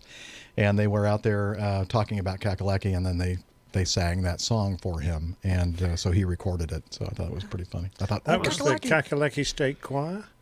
I think it was. We do have a state choir to perform the state anthem. Or maybe it's the state hymn. I'm not sure. It's one of the two. Well, surely there are some hers as well. Well, this was just a trio, actually. And I heard something in the background. I can't tell if it was like friends of theirs yelling or if it was a dog howling in the background. Could you hear some kind of a weird something They all going on? sounded pretty much Well, it like a was dog in the background. Definitely to a me, studio but- recording going on there. No, it was out in the... No, I know it was. Oh, okay. That's- Yeah. Yeah, I don't know what that was. But anywho. I have that bumper sticker. I just sent you Do a ya? picture of it. Yeah, do that. That's I already great. did. Did you do it I again? love Cackalack. Oh, you did already. Okay. I'll see if I can throw that up there. Nah, you don't have sometime. to because it's just at my house, so it's just for. But anyway. Ah, okay. Yeah. All right. Well, let's talk about the coffee fund briefly, and then we'll move on to feedback. We're already more than halfway through the show, so we need to get going. So let's see. Let me play this.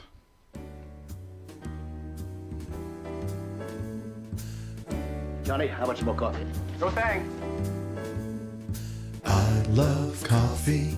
I love tea. I love the APG community. Coffee and tea and the Java and me. A cup, a cup, a cup, a cup, a cup. Oh, yeah. All right, Coffee Fund. That is your way to contribute to the show financially, if you have the resources to do that. If you're in the midst of flying lessons, or you need the money for a roof over your head and clothes and food and all that kind of stuff. Well, food, send it to us instead. Yeah. But anyway, so we have this thing called the Coffee Fund, and you can find out information about it by going to our website. But let me tell you, we have several, and it's been a while since we've talked about it, several people using the Coffee Fund Classic method. George Leslie, Eugen Hurt, Chris Randall, David Lieb, Vigner Guanison, Jason Kuntz, Alistair Kerr, William McLaughlin, Randy Ackerman, and Brian Huey. Just this morning, he sent us in a $100 contribution. Thank you. Woohoo! Appreciate that, Brian. And to everybody who has contributed in the past and will contribute in the future. Thank you very much for that.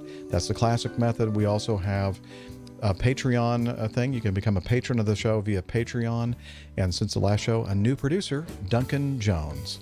So thank you one and all for becoming members of that august group of folks we call the Coffee Fund Cadre. And with that, it is now time for us to move on to the next segment, which we call the feedback segment.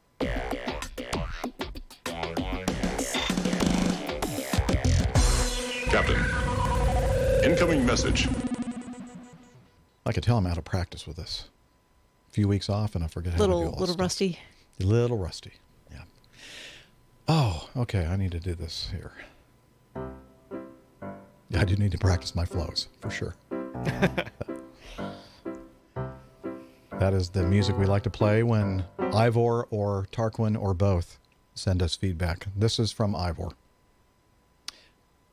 Now he sent, this is an interesting piece of feedback. He wasn't sure exactly how training was going, so he sent me two versions, all in the same feedback. So let me read the first one. Dear Jeff, he didn't call me Captain Jeff in this one.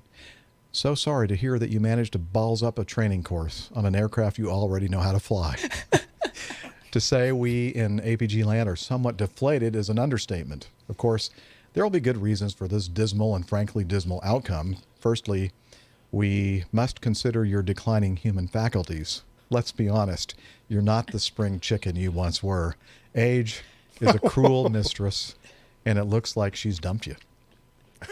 But I'm sure you will soldier on with the former Airline Pilot Guy show. Good luck for the future from your number one supporter, Ivor. Wow, that was really sweet of him. But Ivor, it's okay. I made it through. So let me read this version, which is probably more applicable. Dear Captain Jeff, heartfelt congratulations on your top-of-the-class graduation on the new aircraft type. This is the news we were all expecting, and true to form, you've exceeded all expectations. Bravo from your most loyal supporter, Ivor. I never doubted your smooth transition onto another aircraft type.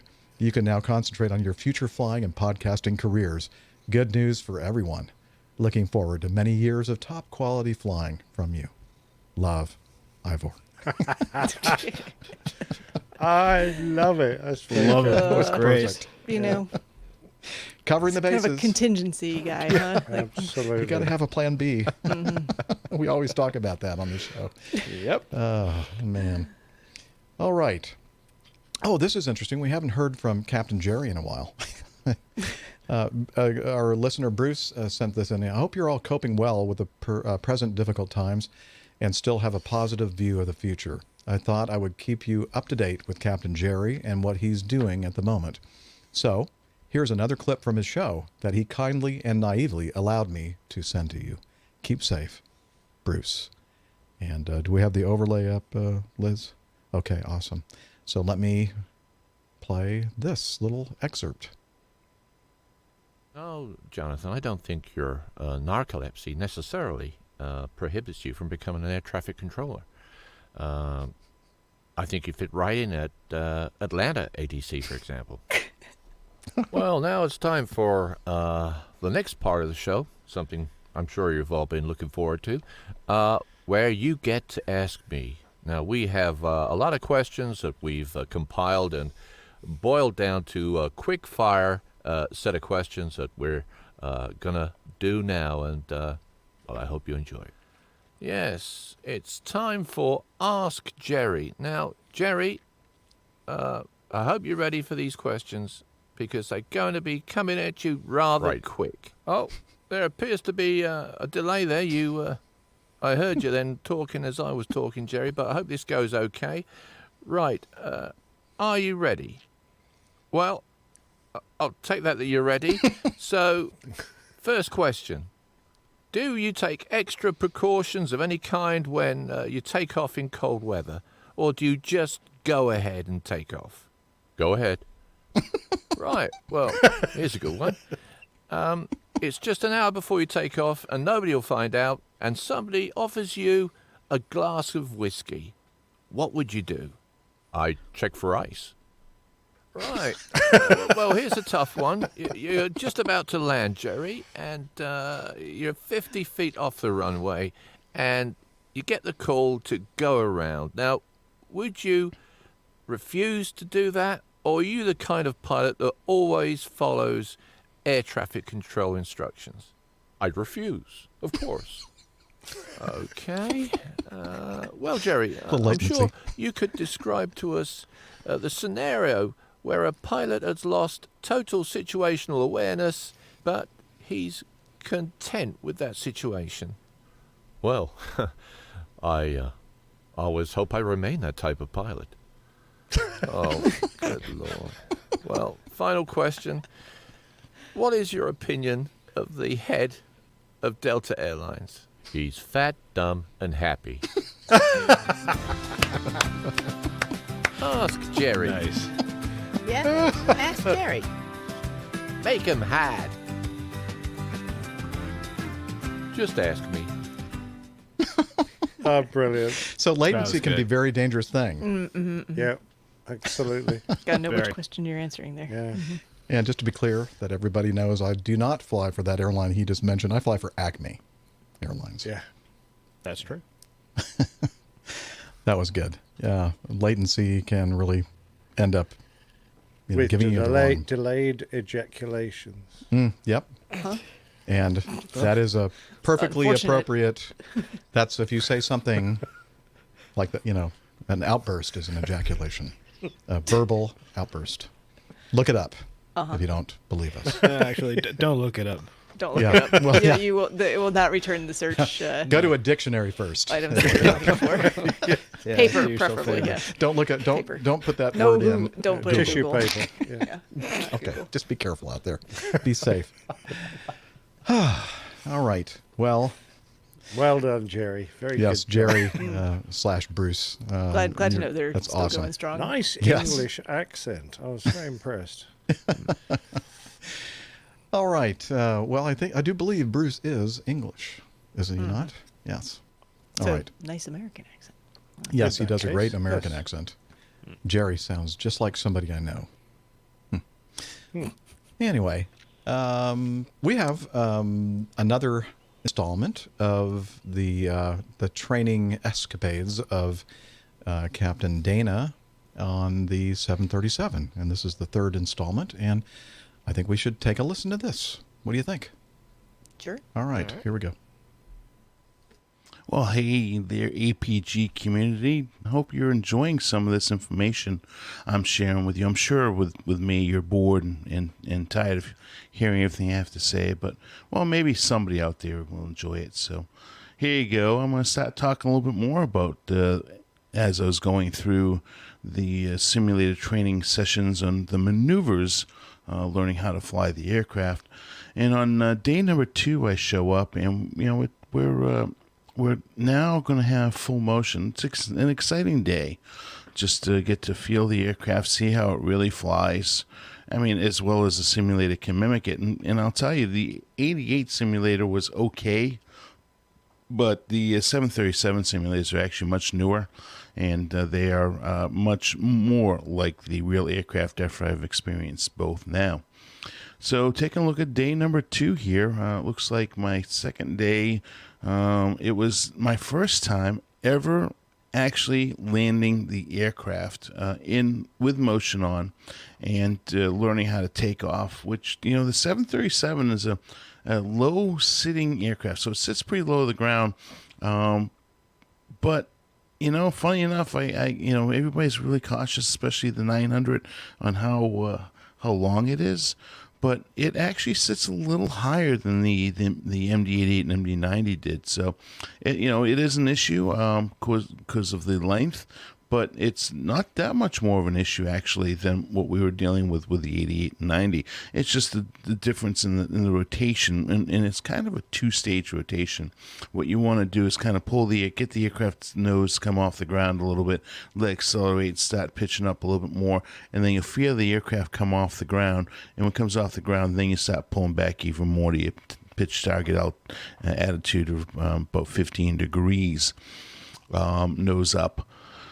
And anyways, that's how the aircraft actually comes off the ground. Now, as far as landing the aircraft, you gotta kind of land it flat pitched. You don't want to pitch up more than about 8 degrees, which is actually pretty high nose up. I mean, about 10 degrees where I think the 900 will contact. I think it was 11. We don't have to know these numbers, by the way.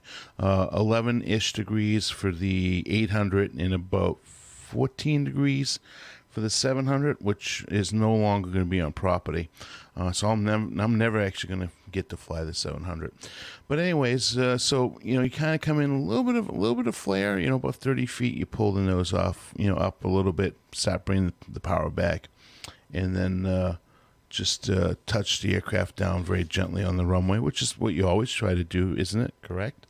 We always want to have nice landings. The one little bone I had to pick was that my first landings are at 4,200 feet because we're up there in Salt Lake City, Utah. So the performance of the aircraft, especially the ground speed, when you're in a high-altitude airport, your ground speed is going to be a little bit higher, and that's the first thing I perceived. I said, wow, it seems like we're really going fast. Well, that's because we were. So that we did several takeoffs, several landings, and a couple other things we did on that day because we were really focusing on trying to get the site picture down and trying to get your takeoff and landings where they'd be safe for the aircraft in the real world. Of course, now that we're in the Salt Lake City area. Terrain avoidance, get mountains out there. Of course, me, little Dana hasn't done very little mountain flying, so it was kind of neat to actually just sit there on a VFR day in the simulator and look around when my partner was working to see the mountains. Although I've been out Salt Lake before, so I'm familiar with the valley. However, and it was quite interesting to say the least. What else did we do? Oh yeah, that's right, upset. So upset training. And what's that? So you put the aircraft in unusual attitudes, and when you're in unusual attitudes, as you're in that attitude, we're taught how to recover. Now we're no longer used to be that we were taught how to put the aircraft into the unusual attitude, but they now have snaps for that, and that is basically you take a picture. It's a picture in the system that puts the aircraft in a certain attitude, and then you have to recover the aircraft to a safe safe flying attitude, and that's what we call upset recovery. And then, I talked a little bit about that. We already have done go-arounds and rejected landings at that point. But now this is, of course, with the motion on. So there's a big difference in that. And kind of moving on, because that was a busy day on day number 2. Primarily, I was working on landings. So, I got it down. It wasn't too bad of a day. So I'll move on to day number 3 now. Day number 3 pretty much was more of a IFR type of day. Now we're going to get into the simulator and shoot some approaches. We're in the wonderful capital city of Washington, D.C. We're actually over there, Washington Dulles International Airport. Nice long, 3 very long north-south runways and 1 northwesterly / southeasterly runway in Dulles, and we were basically shooting our approaches to runway 1 right at Dulles. And again, the same scenario. We set up on the runway, we're ready to go, and airborne we go. So we had a non-ILS approach where we had a localizer approach only. Let me step back for 1 second. We had rejected takeoffs. So, of course, as a first officer, the decision's not mine anymore. It's the captain's, and it's just my job to make sure the aircraft's stopping, making sure the flight spoilers, not spoilers, I still have problems with it. Spoiler handle is not the proper term on this airplane. It's spoiler, and oh my God, now I'm having a brain fart again. The speed brake lever. I'm still having that 88ism. That's one of those 88isms I'm really having a problem getting past. So the speed brake lever is up. That's my primary job when I'm on board. Make sure the captain has control of the aircraft. So anyways, we are, one of the most dangerous procedures that we fly as a professional airline pilot is a visual approach. Believe it or not. So we had visual approaches quite a bit on this day, and figuring out how to, do the 3-to-1 glide path, which, us 88 guys, we have no problems with. It's the guys that are, and girls, don't let me say that, just guys and girls. It's just all of us. Have some issues with doing visual approaches because we just, get lazy and sometimes we forget to do proper procedures and when we're just flying visually. So it's one of the most difficult approaches, especially in the simulator, to do. And then beyond that, we ended up shooting some ILS approaches. And let's see, and with that, we had some wind shear. So wind shear for predictive wind shear and reactive wind shear. So what's the difference? Predictive is when the radar will tell you wind shear ahead, wind shear ahead. Use caution, wind shear ahead. I think that's what it says. And then the actual warning is wind shear, wind shear, wind shear. When you get that warning, you're in actual wind shear. And if you get that warning, that's a no joke. You're going to go, as much power. Oh yeah. Speaking of power. Oh yeah. That's a great thing. I love talk about that. The power in this aircraft on the 88 and 9, even to the 90 to a little bit lesser extent, but yes, to 90 as well. You could not take the power and go firewall power. If you went firewall power, now you're doing all types of paperwork because guess what? You've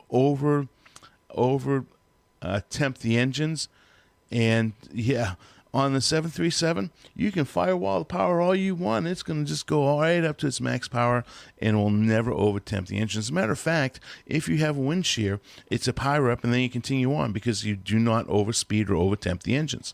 So it's a wonderful thing. Continue on. So that's wind shear recovery techniques. Don't change the configuration, fly through it, and once you are on the other side of it, hopefully, then you start your recovery procedure, which is just cleaning the aircraft up. It's just like a normal after takeoff or go around procedure. Configuration changes. So you get that and the escape maneuver. So that's pretty much it. And we did a couple different variations on flaps. This aircraft can do flaps, is certified for flaps 15, flaps 30, and 40 landings. Now, the most common setting for landing on this aircraft is flaps 30. Flaps 40, if it's, I use the acronym Hot, High, Short, Shitty. That's been a good acronym for me for a long time. When you use, at least max brakes or close to max brakes, what's available to you, and your highest flap setting. So now on this airplane, it's short and did I say shitty already? I'm sorry. But it's a family show, folks, but that's how I describe it. So if it's short and crappy, then we'll use the flaps 40 and 3 auto brakes. Never use max on this aircraft. So anyways, where was I going? Oh yeah, so flaps 15 is actually, we have to override the flap warning system, but that is a normal flap setting on this aircraft, and it lands. I had the experience in the real world of landing it as well, flaps 15, and it flies very nicely. Anyways, I hope you've enjoyed those 2 modules that I've just gone over. And the next one, my next recording, I'll go ahead and cover the last part of this. I'm a little bit over. I'm 11 minutes. So in the meantime, I'm going to send this back over to Jeff in the studio. Talk to you later, guys. Bye-bye. Well, thank you, Dana.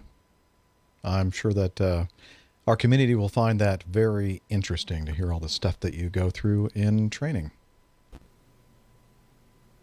And next time, don't swear so much. It is a family show. You need to find that. They taught that on the 737, aren't they? Family show, ladies and gentlemen. Family show. I'm sorry, Nick. Part of the culture over there. I think they taught that on the 737. Well, the 737 guys are kind of a rough group, kind of like people like me, old school. Well, I've chatted to the other Captain Jeff, the old Captain Jeff, Colonel Jeff, and he's terrible, man. I know. Like when he's on the show and stuff, he's just a gentleman. But you should hear the mouth on that guy. Get a couple of beers down. I mean, he thought a drunken sailor was bad. Man. And certainly none of the rest of us are like that at all. Oh, no. No, never. I don't swear. I swear I don't swear. All right. Rick, are you ready? You're Yeah, going to be on, man. Okay, we're tackling number 4 here. It's a little bit too complicated for the rest of us, so we're going to let you try this one. ABG team, I have a question which requires some expertise, but you were the only folks I could think of.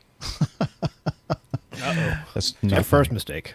So I wanted to give you a shot. As an aviation planner, we regularly work with airports to plan for their future, and of course, every airport wants to improve their instrument approaches. Are you sure? Anyway, we have encountered something recently where the full capabilities of RNAV approaches appear to not be used by airlines.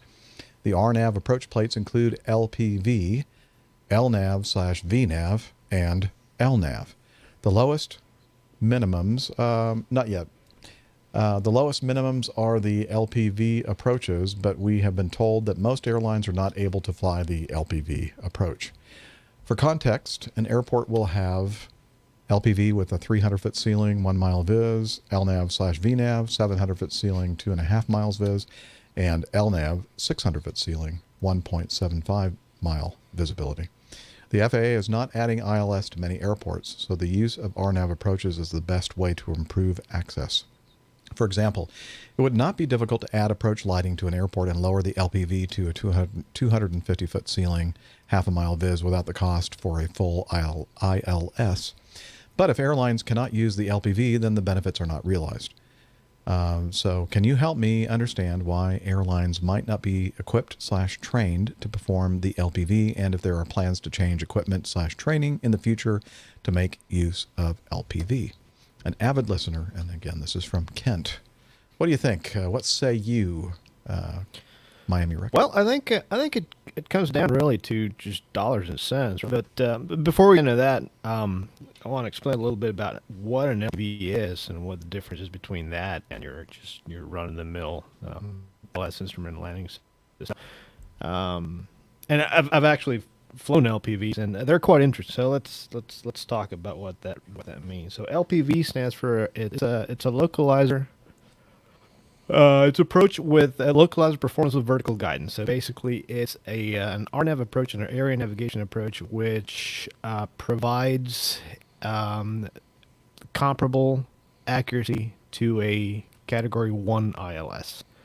Now, the way an ILS works, just your normal run-of-the-mill ILS. If you look at the far end of the runway, you're going to see an antenna that looks like a fence, right? So this antenna puts out two signals, two lobes, one at 150 hertz and one at 90 hertz. Now, the area where these two lobes intersect is called the null zone, right?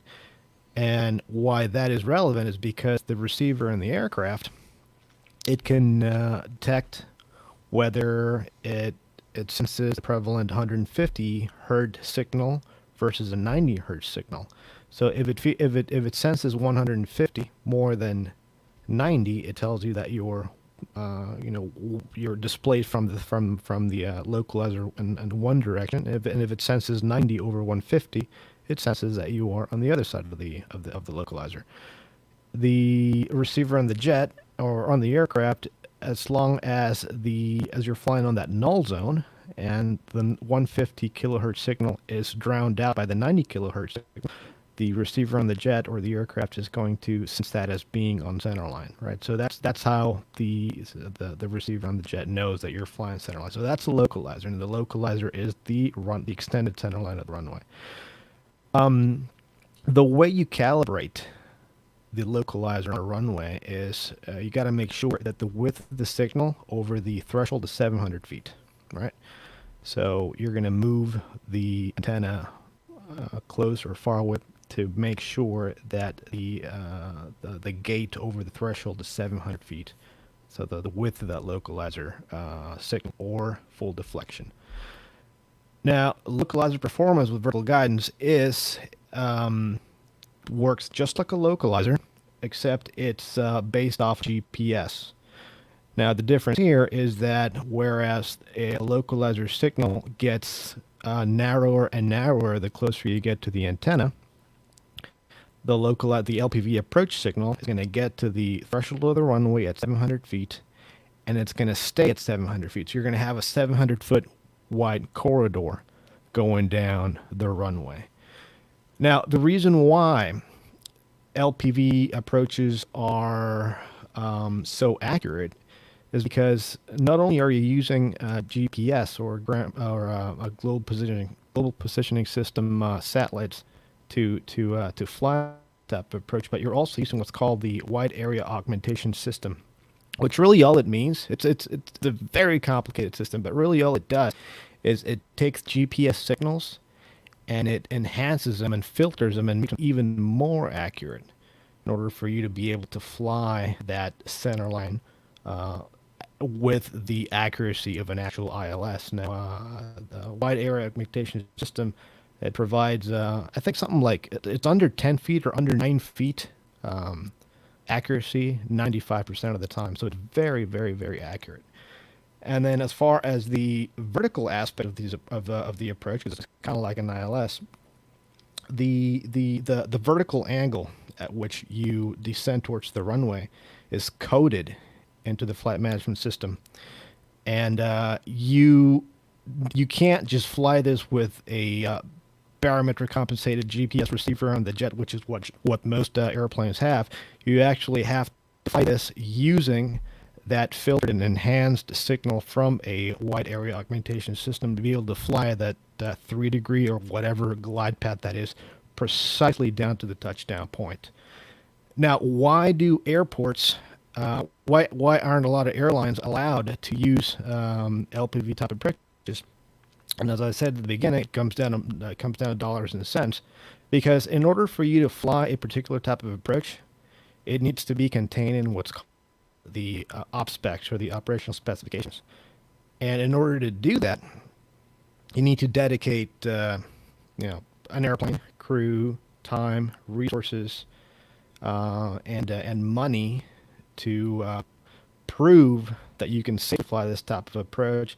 And then once you've proven that, it needs to be included in those op specs, and that takes time and money. And having so many operable ILS installations around the country, it really doesn't make sense for airlines to, need to pay that extra money, at least now, to fly that type of approach. This is kind of similar to when GPS first came out, and the transition from traditional VOR to VOR navigation was still the norm. It took a little while for airlines to transition from that to flying GPS-defined airways. So that's really it. But I do think, and I do feel like as time goes on, and the technology is well, it's not that it's not proven to be reliable or accurate, but as it becomes apparent that it's actually cheaper to fly LPV type approaches because you no longer have ground-based equipment dedicated to this particular type of approach. So all you really would need, as the author of this feedback says here, to be able, all you really would need to get to the minimums of a Cat 1 ILS, which is 200 feet and a half a mile, is the approach lighting system required by ILS Cat 1 minima, if that makes any sense at all. Yeah. So that's really the reason why. Yeah, but basically from the airport side of things, or the ground-based side of things, this is actually a lot more cost-effective to put in those and develop those LPV approaches as opposed to having all the equipment for an ILS. So, correct. Exactly, because I mean, there's no ground equipment to maintain. There's no ground because and also remember a lot the ILS equipment itself needs to be periodically calibrated. And it needs to be maintained, and it's subject to power failures or power losses. And if somebody lands long at the localizer, then all of a sudden you find yourself without an ILS to that runway, which happens every once in a while. So by having the beauty of GPS navigation, RNAV approaches is the fact that there is nothing really on the ground that determines whether you can fly or not. It's all GPS. And as I said, by having the wide area experimentation system, which what that does, again, it just filters and refines that GPS signal. It gets you to one minimums, which is really what you want. So without having all the stuff on the ground that you need to fly that ILS. So. Yeah, so you also have to have it in the airplane, and many airplanes do. In fact, the airplane that I just got trained on has the capability of doing all that, except that it wasn't certified that way. So we are restricted to that highest minimum, basically a non-precision approach minimum. And they said that there was another fleet at Acme that had to do some other modifications to the flight management system and navigation system. And so at the time, they went ahead and spent the money, and it's something like $5 million for every airframe to get it certified to go down to those lower ILS-like approach minimums. And they were thinking about doing it with the 717 fleet as well, but then COVID hit, and they're going, maybe we don't want to do that now. So the airplanes are capable, except that you have to get them certified. It costs a lot of money. And and as Rick mentioned at the very beginning, most of the places that we go, 99% of the places that we fly into already have ILS systems, Cat 1, Cat 2, and Cat 3 in some cases. So there's really no reason for the airlines to spend all that money because it's not really necessary for them to do it.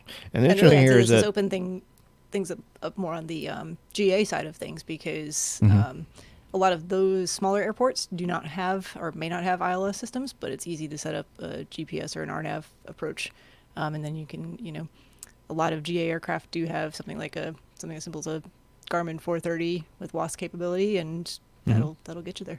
And certification standards for those type of airplanes aren't completely different, as stringent as the Part 121 airline flying stuff. Right.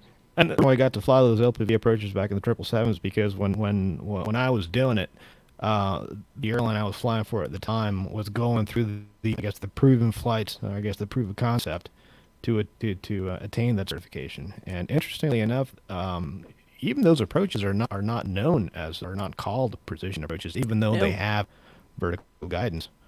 They're LPV approaches is not with precision. vertical guidance. Oh. Exactly, it's not precision. So precision even is though For this, like this one here, Savannah, I just flew in there yesterday. You can see that that's the same kind of a minimum as a Cat 1 ILS to this runway 1 down to 200 feet, but it's still not considered a precision approach. Similar minima, but it is non-precision. Okay, interesting. Didn't know that. Yeah. See, you learn something new on the show every time you listen to it.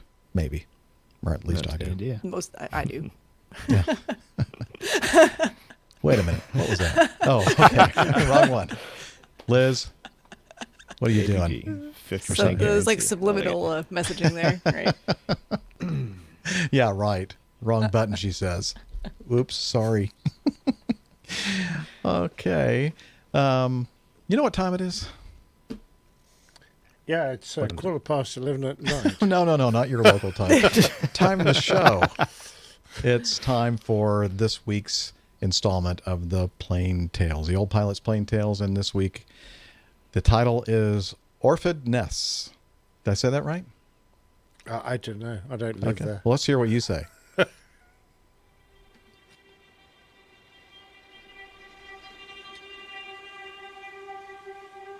The Old Pilot's Plain Tales. Orford, Ness. It's a remote spit of marsh and shingle-covered land that sticks out into the North Sea. Part of the chilly, windswept Suffolk coast of East England, Orford Ness stretches along the coast running from Shingle Street in the south up to Alderburgh in the north. It lies around 30 miles south of the famous hamlet of Bungay, home to the Plain Talking UK podcast. The strip of land is almost completely cut off from the mainland by the rivers Ald and Orr, and can only be easily accessed by ferry from the village of Orford itself, or the single road precariously balanced on a narrow beach to the north. The name itself comes from Old English and Norse origins, Orford meaning cattle ford, and Ness referring to a headland.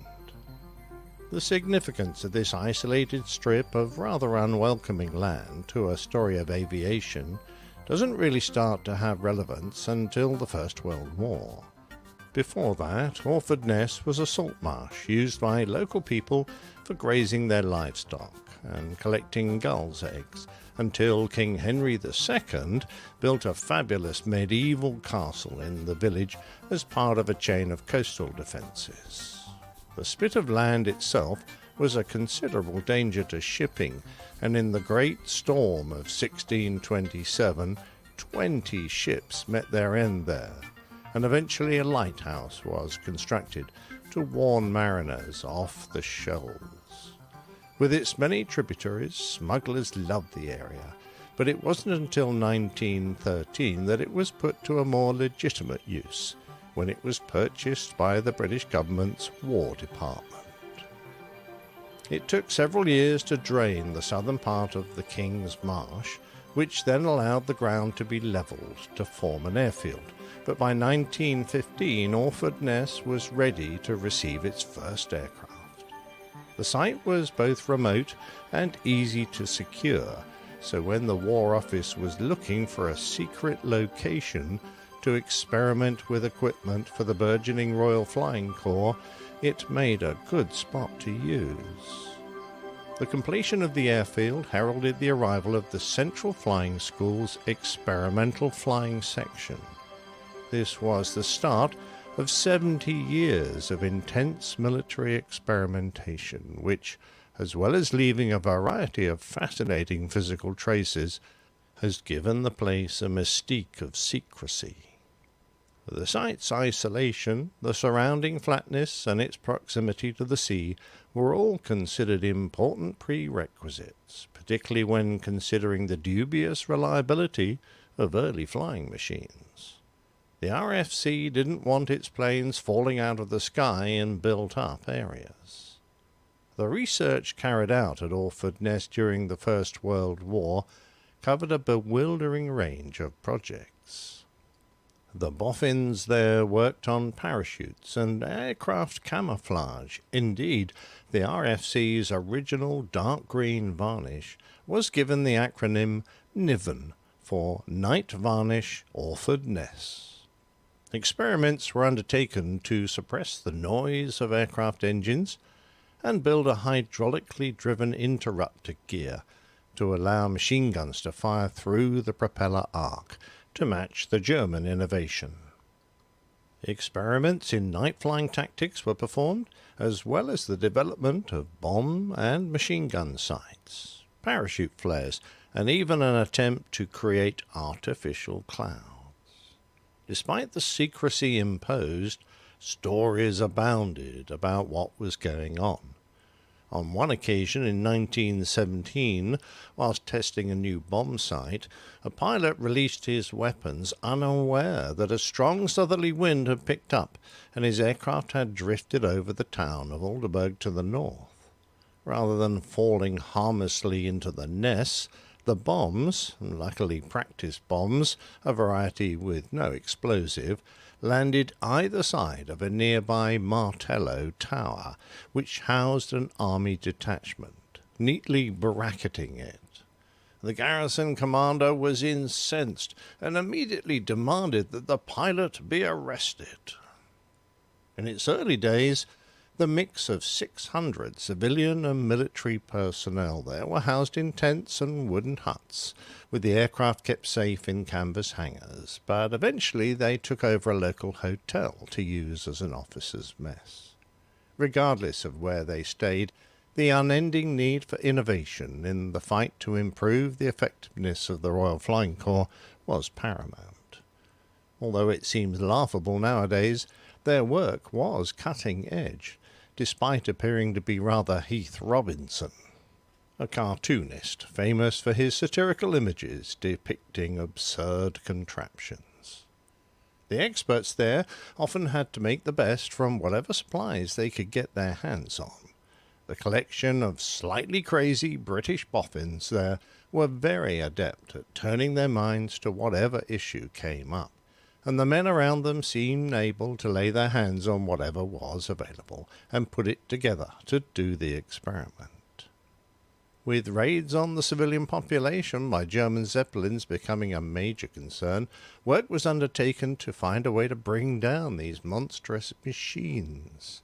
It was suggested that phosphorus bombs could be dropped onto the Zeppelins from above, igniting the highly flammable hydrogen gas that kept them aloft.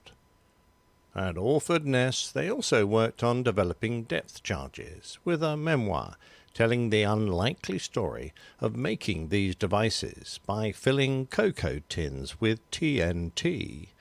Apparently, to see an Oxford professor filling these tins by melting the high explosive on an old paraffin stove, smoking all the time and very often knocking his pipe out on the side of the tin, was always a little concerning. The range of ideas tested there was dizzying. Oxygen masks, electrically heated suits, aerial photography, navigation, night flying, leading to the revolutionary step of illuminating the aircraft's instruments. Quick release straps, bomb release mechanisms, dive bombing, armoured planes, and self-sealing fuel tanks, to name just a few. Despite the ludicrous failure to equip early RFC pilots with parachutes, Orford Ness did work on a parachute for pigeons. One would have thought that their wings might have served, but not so. The pigeon was still an important method of communication, and in order to keep remote outposts supplied with these brave little messenger carriers, they had to devise a way of using parachutes to deliver these homing pigeons in a wicker crate. Too small a parachute, and the impact killed the pigeons, but if it was too large, it came down so slowly that it was impossible to be accurate with the drop.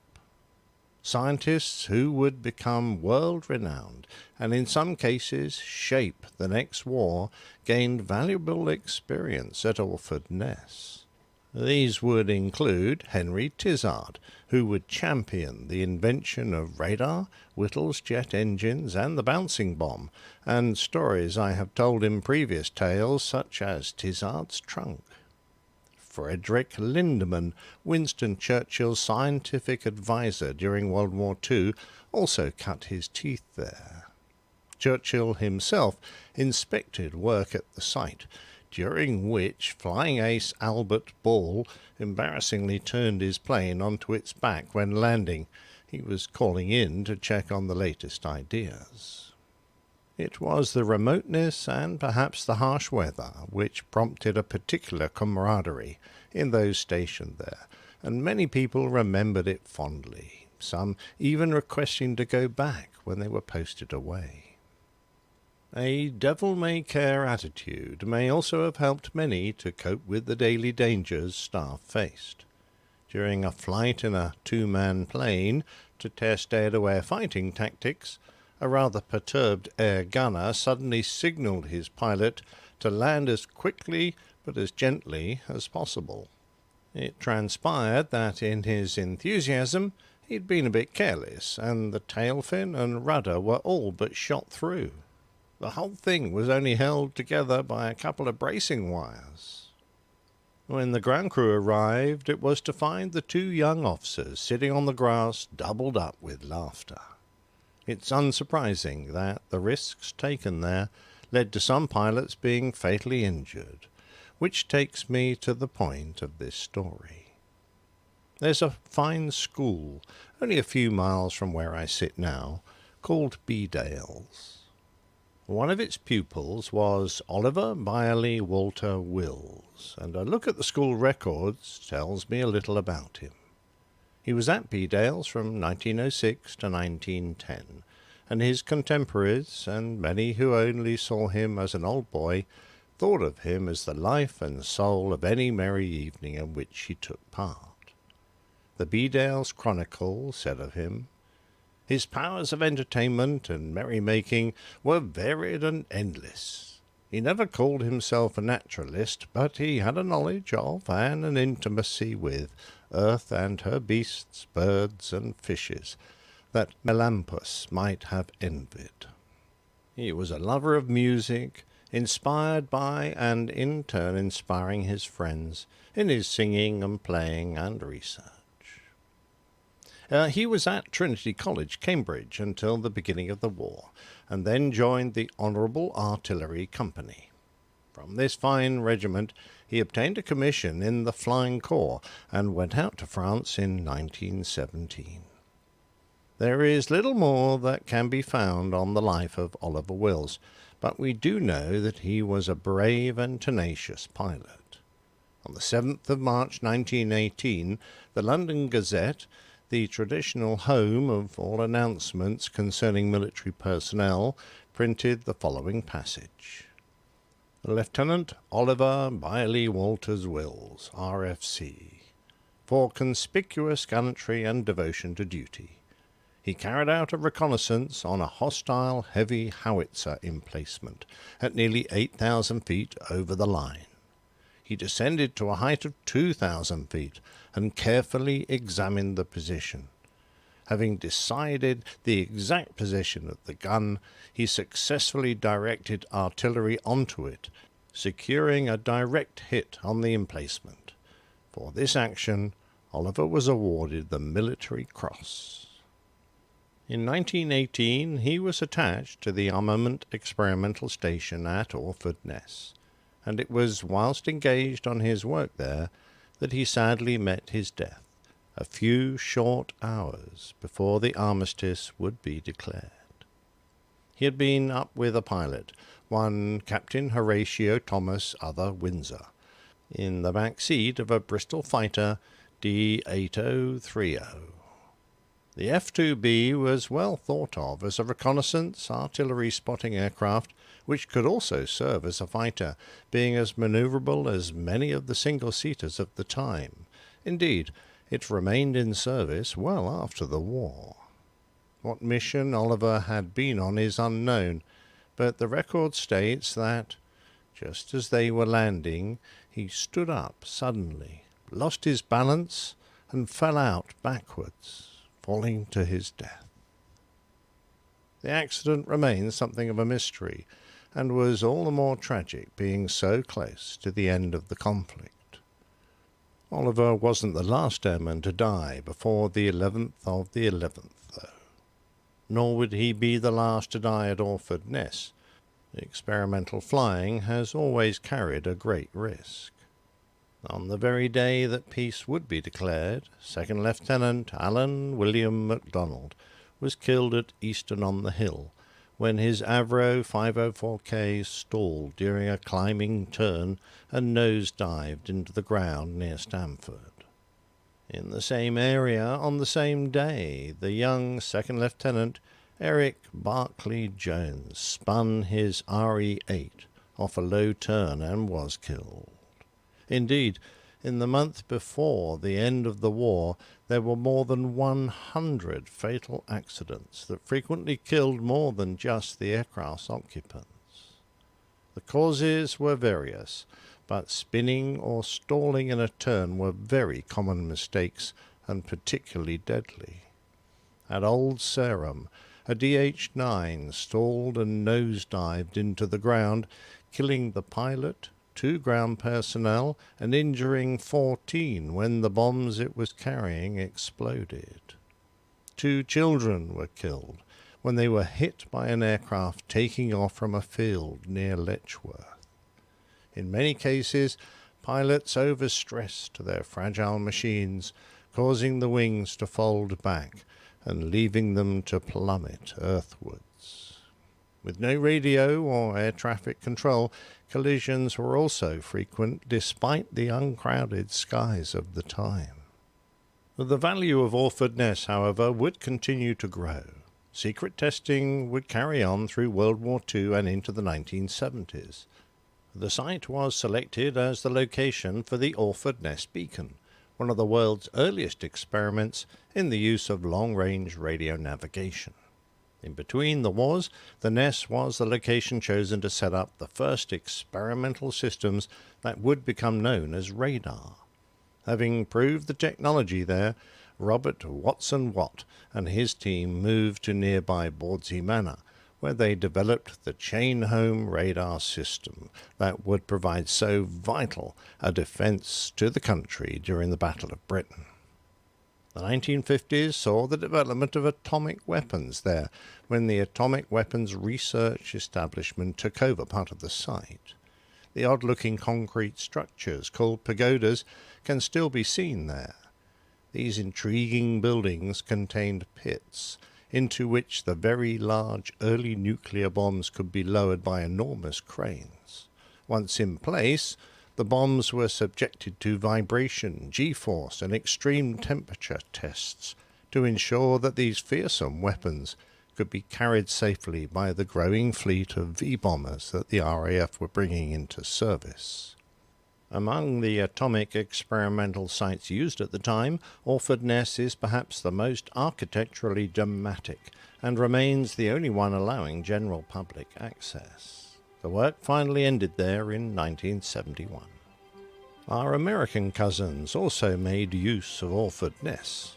In 1968, work started on the top-secret Anglo-American System 441A, an over-the-horizon radar project, codenamed Cobra Mist. The project was set up to carry out several missions, including detection and tracking of aircraft, detection of missile and satellite launches, fulfilling intelligence requirements of the time, and providing a research and development testbed.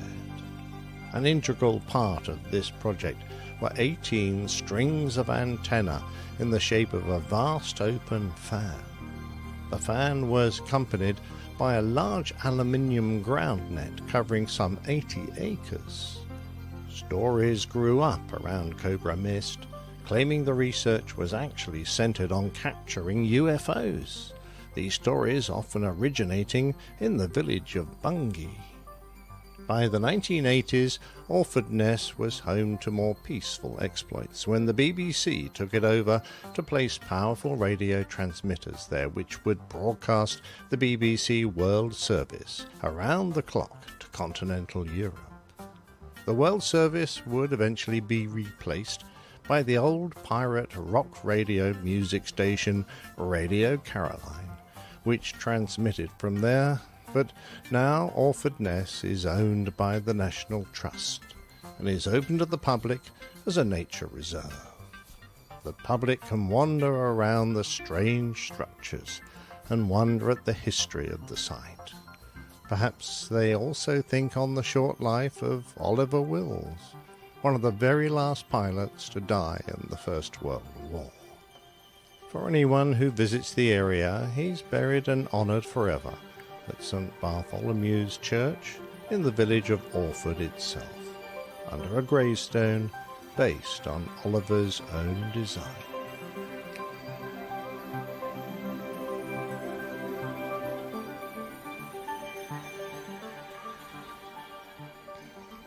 He designed his own gravestone?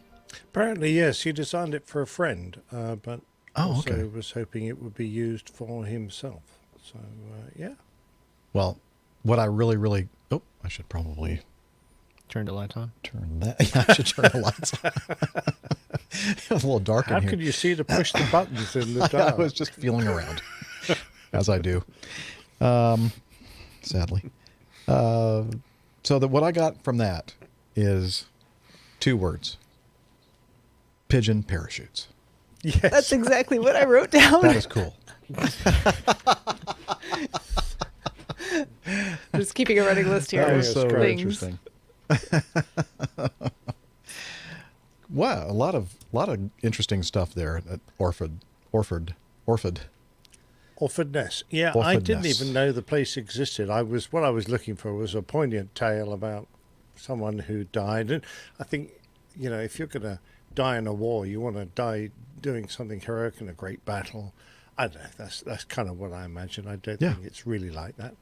But to die in the last few hours of a war just seems pointless. What a waste. So that's what the story I was looking for. Mm-hmm. So I found this chap, and I went, we died at Orford Ness. What's that all about? And of course, then I discovered Orford Ness was this secret site that not only did it start in World War One, but went on all the way to the development and experimentation with nuclear weapons. I thought, well, that's an interesting place. So I just kind of put the two together.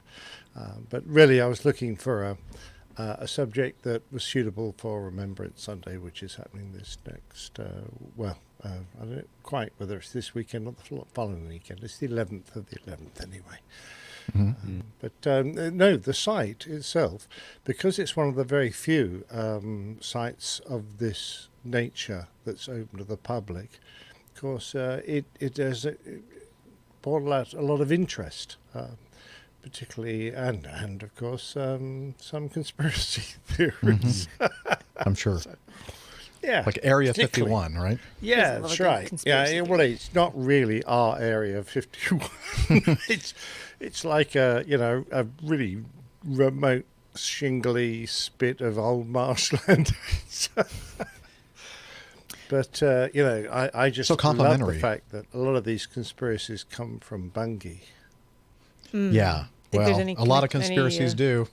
Yeah, that's right. I mean, it is actually renowned for dreadful. I mean, chemtrails, I'm sure, started in Bungie. Dreadful things. Yeah, exactly right. Those do exist. So. Well, we don't talk about those though. We don't tell people that. Yeah, we couldn't stop. Stop. Yeah, we already had a briefing about this, Rick. We've Come on. said too much. Yeah. Well, if someone knocks on your door now, I'd be very careful about opening it. Uh-oh. Well, that's the last time we've had Rick on the show. Nice knowing you, Rick. Yeah, well, nice to have you, Rick. Yeah. Yeah. Well, he's just got. Oh, where'd he go? Oh, well, they got him. Damn. Poor Rick. Did not see that end coming. All right. Well, let's not dwell on. Oh, he's back. Oh, never mind. It was Uber Eats. It was fine. Uber Eats. So he was wearing a trench coat. No. Oh, right. And Very nothing else. English. Nothing else. That's very English as well. Yeah. I'm starting to worry about you, English. Yeah. Just a now, bit late Steph. now, Steph. You're just beginning. Yeah. Come on. No, it's been going on for a I'm while. worried Don't about worry. Jeep drivers, considering some of the feedback we've been getting. Well, yeah, I don't know if we're going to get to that one today or not, but well, let's You just can do it flash right it now up. because we, yeah, where is it? Let's see. Come on, Jeffrey. It's number 12. Thank you. Since you've kind of segued in, Liz, you know which one, don't you? The Jeep picture from Larry. He says, you may want to bring this up. Tomorrow is Drive Your Jeep Naked Day. When Pass did it we on. receive this feedback, though? That was a think I while missed ago. it. October 12th. Yeah, we missed dang. it. It was a Did bit you miss it, warmer Steph? Did you? Yep. Definitely missed Shoot. it. Oh, well. Although I think I was probably driving... Actually, I was driving a Jeep that day, but not my Jeep. Well, he would have said something about it, I'm sure. Mm-hmm. Is that like going on the New York subway without any pants on? Oh, yeah, the pants-free day or pantless day or whatever they call that. Yeah. Someone let me know what day that is, so I do not accidentally travel to New York on that day. You know, I saw some video, and it was like, oh, no big deal. I mean, it was like... Just underwear, yeah. Yeah, just underwear. It was like, oh, okay. Flex. Yeah, in their it's just People who are worried swimsuits. about that did not grow up swimming. Right. Yeah. Yeah. Saw a lot more than that, I'm sure. Okay. We won't get into that. Well, why don't we go to this one, item number 7. And let's see. Love the show. And uh-oh. What? Uh-oh. Liz, what was that? Is that part of your private collection that you just accidentally put on there again? That was Oh, wait a- very red. Wait. I didn't get a good Red enough. and I didn't angry. get a good enough look at it. Can you? Well, let's see that again. Oh, Oh, oh, hell. oh, wait a minute. Oh, is This it is a the weather election results? Yes. There's the It's red states. far more boring than that, Nick. All right, let's be serious. Love the show. I have had a lot of time the past couple of weeks to catch up on episodes since Hurricane Sally destroyed the Pensacola, Florida area while I was in town for an aviation safety school. Was looking forward to getting back to the left coast at the end of the week when a friend checked the National Hurricane Center website and saw that the 2 major storms are already brewing in the Gulf of Mexico. And that's what we're looking at here, not Liz's private collection of stuff. And that kind of scared me a bit. And let's see, this was sent in October 1st. So sometime in early to mid-October is when these 2 storms were barreling into the Gulf of Mexico. Keeping my fingers crossed, I can get out on time, but worst case, more time huddling indoors, listening to APG. Thanks for all the great work on the show. Fly safe. You never know what is floating around the friendly skies these days. Yeah, you never know what's floating around. Yeah, really. Strange times indeed. I'll be floating around these skies in the next few weeks, so watch out. That was Eric. Oh, no, wait, or ES. But here at the APG, we use real names. Eric. I was going to say, has he been writing to OB? Probably. You're getting more and more of those scoundrels. Placing places? Yeah, I know. Yeah, that might be. I'm wondering. Oh, yeah, Liz says maybe that's Sean. You know, the guy. Ooh, oh, yeah. I don't know. Find out, I guess. All right, moving to item 8 from George. He says, hi, Jeff. 2 things. 1, tell Dr. Steph my shoulder is cold, but the invitation is still active. All right. I'm going to take you up on that, George. Yes. And item 2, regarding critical engines, here's how the FAA defines it. The critical engine is the engine whose failure would most adversely affect the airplane's performance or handling qualities. And then he gives us a link to the FAAsafety.gov, and I'm not going to do the whole URL there. We'll have that in the show notes if you want to look at it.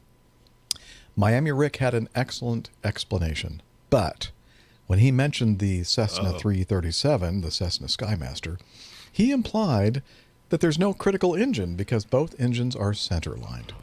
Au contraire. Although there is no critical engine due to P-factor, there is a huge difference in performance between the front and rear engines. Specifically, there is a 2,000-foot difference between the single-engine service ceilings of the front and rear engines. And let's see if you'll put that up there so everybody's reminded of what a Cessna 337, or the military version, which we have up on the video. So push me, pull you. It's an O2, and that's what the U.S. Air Force calls it. He says, I had 2 assignments instructing in O2s, the military version of the Skymaster, out of Patrick Air Force Base in Florida. Oh, did you know Major Nelson and Jeannie? Because they were down there at Patrick Air Force Base, right? Cocoa Beach? Yeah, Jeannie, she was pretty. She was hot. Anyway, I guess you get a lot of P factor flying one of those. The airplane? The pilot. All right. One hot day over Avon Park Gunnery Range, I lost my rear engine. On that particular day, the front engine only single engine service ceiling was around 100 feet. But he said, I lost my rear engine, which I guess is worse.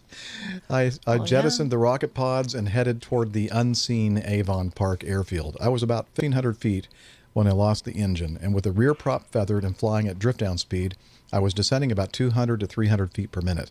Nothing but trees below me, getting ever closer. Finally, the edge of the tree line came into sight and the runway materialized, lined up directly in front of me. I left the front engine firewall, lowered the gear, and touched down on brick 1. Then I pulled the front engine to idle. It was not skill on my part. It was divine intervention. Yeah. Wow. The Cessna 337 has a critical engine. Right. Yeah. But when I meant critical engine, I mean, of course. The classical. I was talking about the amount of rudder required to maintain directional control, since we were talking about. That's this what one we will all just take think you about. to the site of the crash. Yeah. Exactly. Mm-hmm. So basically, it was almost a situation where we would never have been able to listen to Ready for Takeoff. The wonderful podcast that George Nolly is the host of. And he's also an author of several great aviation-related books. You should check it all out. George Nolly. Just do a search on Google for his name, and you'll see all that great stuff. He's a very talented young man. All right. Thank you, George. Always good to hear from you. Let's skip to 10. Speaking of wonderful young men, Captain Nick, you want to take this one, item 10? Absolutely. Just got this from Graham Fig. Captain Nick, mission accomplished this morning. Completed the 135.299. Yeah, that looks like a frequency to me. But I'm guessing 135 some American classification for type of airplane you fly. Yep. And the 299 is something else. Now finally officially requalified as Captain G4. Adria of the FAA checked on new company check airman Sean check me. So I guess he had an FAA examiner checking the check airman who checked him. Part 135.299 of the Code of Federal Regulations is line checks for pilots in command. Excellent. Okay, so, we can see by his shoulder that he now carries the very heavy weight of 4 stripes. So, Captain, congratulations. That's absolutely fantastic. Way! Yay! Way to go, Graham. I don't know. He was with us in the chat room earlier. Hopefully he's still there. I hope so. Exactly right. And, of course, Jeff and I both know Graham, because he has visited us both. In fact, he came to Farnborough and we had breakfast together, and then a few days later he was back in the States and hooked up with Jeff. So he's well known to the crew now. Yes. Apparently, Check Airman Sean wrote a note in the back of my logbook too. The route was a short one. You guys will have to help me here. KFRG. KFOK, KFRG. So K-Frig, K-Fock, K-Frig. I don't know the middle one. Hold Helps on. a lot, thanks. Marvelous. Why does anybody have KFRG? That's KFRG. Steph is quicker. KFO. No, that's not right. False. KRP in Cincinnati. No, that's not it. Oh, hold on. West Hampton Beach is KFOK. KFRG is in New York. It's Farmingdale. Oh, okay. Yeah. Farmington? No, Farmingdale. New York. Farmingdale. Oh, and Long Island? on So- Long Island, just east of Farmingdale. And what about JFK. K-Fock? It is, according to this flight plan, it is 36 nautical miles to the east, and it is. What? He flew a full 36 nautical miles. Wow. What, Oscar Kilo or Oscar Charlie? Oscar Kilo, it says. S-O-K. It's West Hampton Beach. West Hampton. West Hampton Beach. Yep. All right, okay. Anyway, yeah. well, it was a short one indeed. I don't know if you had time to lift the gear. I don't know. Weather was at minimums for both RNAV GPS approaches. Well, if you can do an RNAV GPS approach, that's brilliant. If you do one at minimums, you're a bloody hero. I wonder if he flew Well an done. LPV. Exactly. Probably did. I was That's, wondering, you think? that G4 that he flies has all that fancy equipment on it, so I'm sure Yeah, he it's did. very izzy-wizzy and very pointy. I'm very impressed.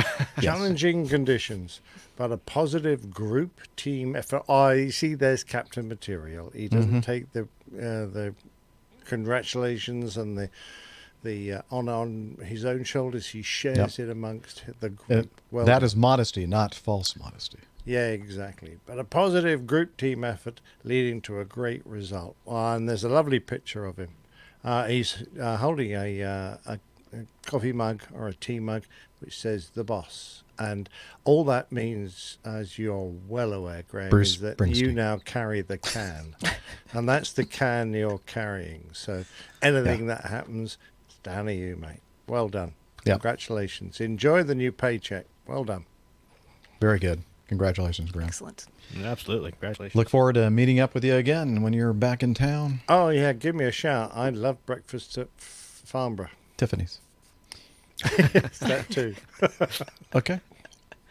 Okay. Yeah, let's do number 13 from Deanna.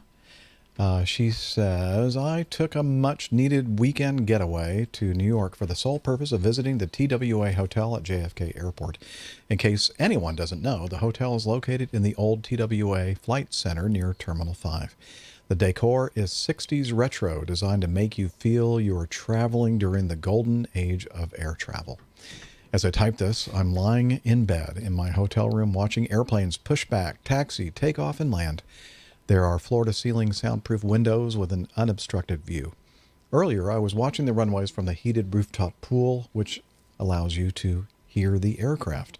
It's heaven for an aviation enthusiast. The hotel itself lacks some luster. The reception area is relatively uninviting. Food options are limited, and the red retro carpet is dingy.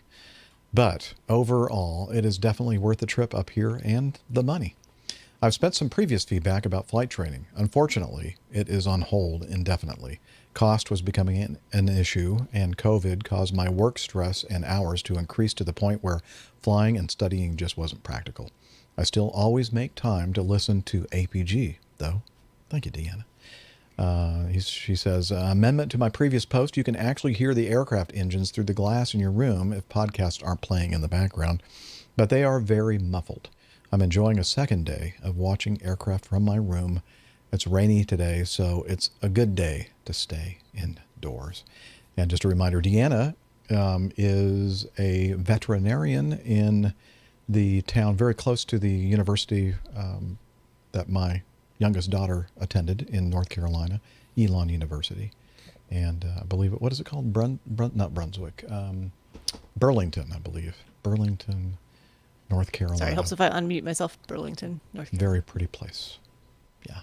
It does look impressive, but yeah, I can see that they perhaps need to think about filling some of the spaces. Yeah. I think they're going for a minimalist look, actually. Yeah, maybe that's why they're trying to be it looked when historically accurate. Yeah. For the good point. Old terminal. I was looking at the spaces between the paving stones by the pool, actually, but not to worry. Oh, by the pool. Oh, actually, there's a lot of stuff up on the rooftop up there. There's quite a few. That's right. You were there, chairs and- right? I've been there a couple times actually. Yeah. Oh, It's a right. Very cool Okay. hotel. Mhm. Very nice. Very interesting. Well, thank you for your trip report, Deanna. And hopefully one of these days when all this dies down and things get back to normal, you'll have the resources to resume your flight training. Indeed. Yeah, good luck with that. All right. Any suggestions, Liz, from here? Okay. Well, let's do item 14 from Nick. You mean Nick Anderson, or no? This is a different Nick. Okay. Well, there are lots of Nicks out there. There are a lot of Nicks. Hi, Captains Jeff, Nick, Rick, Dr. Steph, and the real chief in command, Liz. Oh, that's why Liz wanted me to do this. She said, I love this guy. I'm a recently new listener since early 2020. I want to begin with thanking you all for keeping a smile on my face when it comes to thinking about the airline industry this year. 2020 was starting out as such a promising year, but has ended up turning so many lives upside down. I'm a technical engineer for Acme, Britain, and have seen a change in the industry like nothing I've ever experienced. I've said goodbye to far too many colleagues this year. I started listening to your podcast driving my weekly 3-hour commute to London, and now you're keeping me company working from home, trying to remember what the inside of an airplane looks like after 7 months. So far that I would like to send my heartfelt thanks. I now feel like you're old friends, and listening brings a high point in my week. Here's to many more years. Yes, here's to that. Here's to my empty wine glass. Lovely thing to say. Cheers. Cheers. Cheers. It's not been all doom and gloom this year, though, and last week I finally achieved my private pilot's license. I'm now eagerly... Oh, here we go. Okay, let me play this. All right, way to go. Good job. Cheers. All right. Well done. Here we go. We'll stop that. I'm now eagerly awaiting for the postman to deliver my license so I can get up and use it. I also wanted to share an article I found from flightglobal.com. The Wizz A321 left out of balance by seat allocation mishap. Of course, we covered that in the news section. And ask for your thoughts on this. Where does the pilot's responsibility end? Should they be looking to see if everyone is sat roughly where they should be? In my job, I've experienced A321s being too tail heavy on deboarding from the front and the nose oleo overextending, but have never heard of it during flight. Again, thank you, and there will be a donation to the coffee fund once I've recovered from paying for my flight training. Blue skies and tailwinds. Nick B. Thank you very much, Nick. We appreciate that. Yeah, well done, mate. Well done. So our responsibility, we kind of sort of touched upon that when we were covering it in the news, but sometimes we get up into the flight deck / cockpit and we don't really have a chance to go back and walk around the cabin of the aircraft before departure. So it's not uncommon that we would never notice that everybody's sitting in the front, right? Yeah. I mean, getting an aircraft airborne, a commercial airliner, is very much a team job. Mm-hmm. And whilst the captain might want to set eyes on every aspect of how his aircraft's being prepared, it's practically impossible. So, you do have to rely on other people doing their job properly. And so you have a team that work for you, prepare the aircraft, and they end up closing it all up. You're not there to see all the panels close. You're not there to see the refueler has done his job, the waste management bloke has shut his door. So there's an awful lot done on trust, and that's one of the aspects of aviation that I like very much, in that it's very much a team effort, and no one who comes on board and does a job on the aircraft is unappreciated. And a good captain tries to make sure that filters down through the crew. Although he can't speak to everyone, he tries to make sure that everyone does feel appreciated. But equally, everyone has to know that their job is vital, because it only takes one person to be inattentive, and things can go wrong. You can't do everything, but you do your best to make sure that it is done properly. Precisely, and also what you can do is you can, as far as your cabin crew is concerned, you can make them part of the loop. So remember, when I used to fly passengers during the pre-flight briefings, I used to tell them that if they see anything that seems out of the norm, or hear something or see something, oftentimes they're the first ones to notice there's a problem going on and to let us know, so that we can use that as a method of threat mitigation. So, but exactly as Nick says, a lot of this stuff is done on trust. You trust that everyone is doing their job properly, because if they're not, it could make for a very bad day. So, but again, as we said at the beginning of the show, everyone sitting up in front of the airplane should press, but apparently it didn't. Yep. Yeah, and I always stress, as you do, I'm sure Nick did, and you do, Rick, that they're as much a part of the team as anybody else is, and don't assume that we know what's going on back there. If you see something out the window or smoke or whatever, we don't know. Don't assume that we know. We may know, but we might not, and so it's very important to ensure that everybody is inclusive. We were talked about on an earlier show, 445, DB Cooper. There was a podcast mentioned, I believe, about that. And I don't know, Liz, if you can find the little cartoon. Yeah, there it is. from our favorite cartoonist, Larson. What's his first name? Gary. Gary Larson. Yeah, thank you. You'll have to look at the show notes or the video to see this, but there's a little cartoon of the untold ending of DB Cooper, and then there's a little sign here that says Ben and Vera's Rottweiler Farm, and there's somebody with a parachute and a briefcase full of money, just about to touch down into the pen of Rottweilers. It was not a pretty ending for DB Cooper. That's why he's never been found, huh? That's right. Mm-hmm. And that's why that guy right there sitting on the porch is a multimillionaire. He seems very disinterested, but he's like, I know how this right now ends. he does. Yeah. But not long after this photo was taken, he was much happier. All right. I don't know if you all saw this one or not. Item 11 from Sean. He says, well, I looked through the pilot's operating handbook, the POH. It doesn't explicitly say where you can and cannot start the aircraft. The POH does say, quote, make sure footing is sure to preclude the possibility of feet slipping. And so there's a little video that we're going to play right now of a guy hand propping a J3 Cub in flight.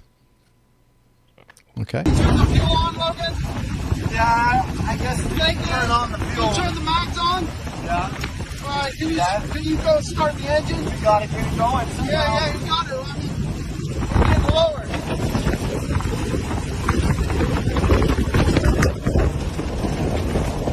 Thanks. All right, perfect. That's a good safety harness right there. Always prepared. Yeah. All right. Now I'm going to put it again. Oh. Go land. All right. This was real, and it was not staged. Definitely not staged. Yeah. Well, so he really did climb out with a rope tied to he him. did, but tying the rope to the belt loop. Like just with one little. Yeah. Not really the most secure knot I've ever seen. Well, yeah, and what do you normally do that if you fly a J3 Cub, not knowing that the engine's going to fail and you're going to hand prop the thing? And no, and then you get your phone out and film it and film the entire thing. Yeah. And the acting, I'm gonna have to say is like maybe C+ to B-. Not convincing. That's the official APG review. Yeah, that's our review. We're going to give it 50%. At least. Wait, did somebody say 50%? Oh, wait. Here, let me get this closer to the mic. There we go. Yes. Oh, very good. Nice. Very. An actual bell. There we go. Yay. Yay. 50% guarantee. All right. That's a great way to end the show, isn't it? The 50% guarantee. Love it. It's what the people come for. That is what the people come for. And we have a lot more that we didn't get to today's show. But we'll just, move that to the next one and continue to send in feedback and be a big part of our show, whether it be via feedback or monetary contributions or whatever. Be involved with us because we really appreciate everything you all do and we love you. And let's see. If you want to learn more about the show, there is a website that we have. And what's the URL again? airlinepilotguy.com. Head over to airlinepilotguy.com. You sure? Where yeah, let me look it up. 50% sure. Let's see. I think. Hang on. Oh, look, there it is. I got it. Okay. Oh, is somebody putting that on the? Yeah, it magically appeared. Okay, good. All right. I was looking. Thank you, Liz. Yeah, where you can go and you can find out more about the show. We have a list of podcasts. We have APG on YouTube, APG Crew, where you can learn more about the crew. Plain Tales, of course, a great place for you to find more information regarding the old pilots' Plain Tales. Lots of good stuff there. APG Library, our librarian Tiffany, up in Buffalo, New York, manages that for us. Thank you, Tiffany. Coffee Fund, information about that. APG Store, merch if you're interested in wearing some Acme Air stuff. A way to contact us, a calendar to look at APG related events, and hopefully we'll start being able to fill that calendar more as things start getting better, hopefully. And so much more. And we're also on the social meds. Hey, we are. You can still find us there. We are on Facebook, facebook.com/airlinepilotguy. We are also on Twitter at APG Crew. Our Instagram handle is the exact same, at APG Crew. And we would really, really, really like to see you on the social meets. Great community interaction going on there, so please join us. And if you'd like to get even more involved, you can check out Slack. Slack? Well, I think I'm not sure. I didn't check earlier. Let's see if we can turn on the hidden microphone. Let's see. Okay. Oh, I'm starting to hear the shower. Hey, Hillel! Hillel! Slack time! Okay, but I'm dripping wet. Well, that's okay. Come over here and tell us about Slack. APG listeners, please join us on our Slack team. Slack is a communication, coordination, and sharing platform that works on your mobile, laptop, or browser. On Slack, we share news and ideas, we suggest episode and Plain Tales topics, we plan events and meetups. To get into the Slack team, please email me at slack@airlinepilotguy.com. That's SLACK, Sierra Lima Alpha Charlie Kilo @airlinepilotguy.com. Or send me a tweet with your preferred email address to @Hillel, and I'll send you an invitation. That's Hillel, spelled Hotel India 11 Echo 1, and see you in Slack.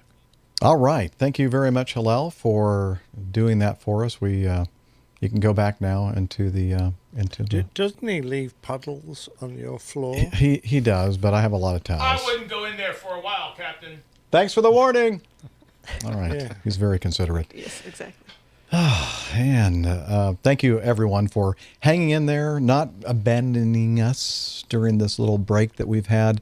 We've really, really missed you all, and hopefully you have missed us as well. And we continue to keep going full force now from here on out. And, continue listening to us and reviewing our show and all that stuff. And, we really love you. And until next time, wishing you clear skies, unlimited visibility, and tailwinds. Take care.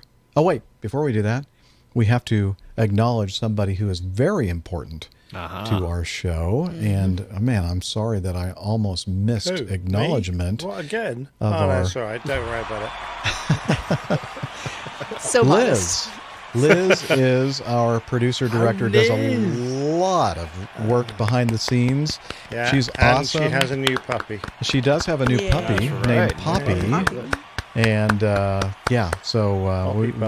we hope that she'll, and she's been managing Poppy while doing the directing of the show. And so thank you, Liz, for everything. You are much loved by all of us on the crew and everybody in the community. And until next time, wishing you clear skies, unlimited visibility, and tailwinds. Take care, and God bless. Cheers, y'all. See you next time. Bye, everybody. What was that? My American accent. Oh, okay. Oh, yeah. Is that what that Sorry, was? there wasn't a weird latency on my end. I was distracted by something like that popped up on my screen right at the moment I went to talk. I'm thinking, wow, Steph really is out of practice here. No, I was paid Like- squirrel. Sorry. Oh, okay. Yeah. Are we going? Oh. It was so soon. It's only just started. It was, man, it's so nice to be back. It really is. I'm sorry that we had to break, but you know, I might have had to utilize the first half of Ivor's message that he sent in to us if I hadn't, you know, put the show on pause for a while. Because, Dear Jeff. you know, I'm an old dog, and it's hard for us old dogs to learn new tricks. And but I managed. So, I'm going to stop the recording. Boom. There we go. What recording? I got a recording going, thankfully. Oh, well done. Yes. And other than the kind of weird audio we were getting from Rick, I mean, it was understandable. It just wasn't, you know, perfect. Really? It was it was choppy and broken the whole time, or? Yeah, but in bits. In bits. It wasn't like really bad. I mean, I would have stopped and said, we need to do something like turn off your video or something, but it wasn't so bad that we needed to do that. Nah, so crap. Yeah, that's just, you know, That's okay. life in the hotel. Legible. Yeah. Yeah, we could understand everything you were saying. So it wasn't like, you know, sometimes you hear that and it's like, okay, I'm getting half of that. I don't know, what are you saying? So no, it was not bad. That's just how I talk. Pardon? Oh, that's why you talk? Oh, okay. I guess we haven't been around you long. I talk. Yeah. Well, hey, everybody in the chat room, I need to go back over there and see what's going on. Colin ruined it. Oh, dear. But what did Colin do? Was Colin also in the YouTube chat? Yeah, this is a politics-free zone, religion-free zone. But We he's try in the to- Facebook chat, so I'm confused as to why the YouTube chat is commenting on it. Oh. I'm That's interesting. You're right. How did that happen? I don't know. I'm wondering if some certain People he are must be watching looking at both. Both. Yeah, both of them. I guess maybe Glenn is too, huh? Glenn, are you two-timing? Yeah, Glenn does. Double dipping. He's a bit of a worry, Glenn. John, always good to see you, man. He's a heavy twin operator, not even a twin. A heavy four-engine operator. He made some kind of comment earlier about light twin operator. I think he was referring to his compadre Rick. I am on the light twin again. Yeah, you're. I like the Excuse light me. You're the heaviest bloke around here at the moment, Rick. Yeah, right now. Right now. Not physically. I am probably on the heaviest, but I don't think so. The airplane. I can claim that record. Airplane I think I got to The give you a longest run and for the your money. heaviest. Yeah, but you have an excuse. You're much taller than I am. So. Yeah, a little bit. Yeah, what are you, like 6'3", something like that? Well, I used to be. I'm shrinking. I mate. just I'm think on my way back to down the again. time that Jeff first met you in person. He's I'll never forget that. I turned around and I'm looking at your chest. And not because I Really find funny. it very attractive, it's because that's where it was at my eye level. And then I looked up and I saw this bearded man. I'm thinking, Captain, The hell? What the hell are you that's doing right. here? I hope That was he's a good time. nice. Well, you were. I mean, you handed me an IPA. I mean, what better way yeah, to introduce yourself than exactly to hand me right, beer? yeah. Yeah, very that was a much. great weekend. That or was whatever it was. 247 shows ago. Yes, it was. Can you believe Long it? time. No, 20, I can't, quite was that 2015 or 2016? 2016 in January. 2016. 2016 was a big year. We added Captain Nick to our show, and we went to Farnborough, our first big APG meetup. Absolutely, that was a great The Farnborough meetup in Foray. Farnborough. Yeah. In that big ballroom, all those people. We made some good friends there as well. Yes, and some enemies as well. But we won't talk about that. Oops. Well, we met CJ Hammer. Yeah, we did. Yeah, That's right. And many others. All right, so we have some good suggestions for show titles. I know that Steph has been writing down some. What was that first one that we talked about? The Captain Owl? Lazarus. Captain Lazarus. This is a hoot. That's a hoot. That's That a was hoot. That's a hoot. Pigeon parachutes. Pigeon parachutes. That's what I've got. What Liz has written down, it was a short one. Are you sure that had something to do with the show, or is that some other thing in your life?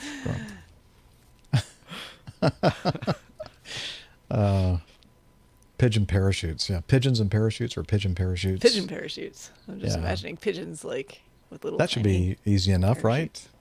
Put a pigeon in a parachute. Oh yeah, absolutely. You see them all the time. Pigeons and parachutes. You're a creative person. There are so many pictures of. Okay, what about hooters and helicopters? Micah says a little alliteration. I could put a pair of hooters in a. That's better than and that's a copters. hoot. Hooters. Now, Hooters. now, Nick, we're talking about owls. Hooters and copters, huh? Well, you might be talking about owls, but I don't think I am. I know you're not. That's why I'm trying to emphasize the creature. Not, well. Well, luckily, my creative talents only go in one direction. I know, sadly.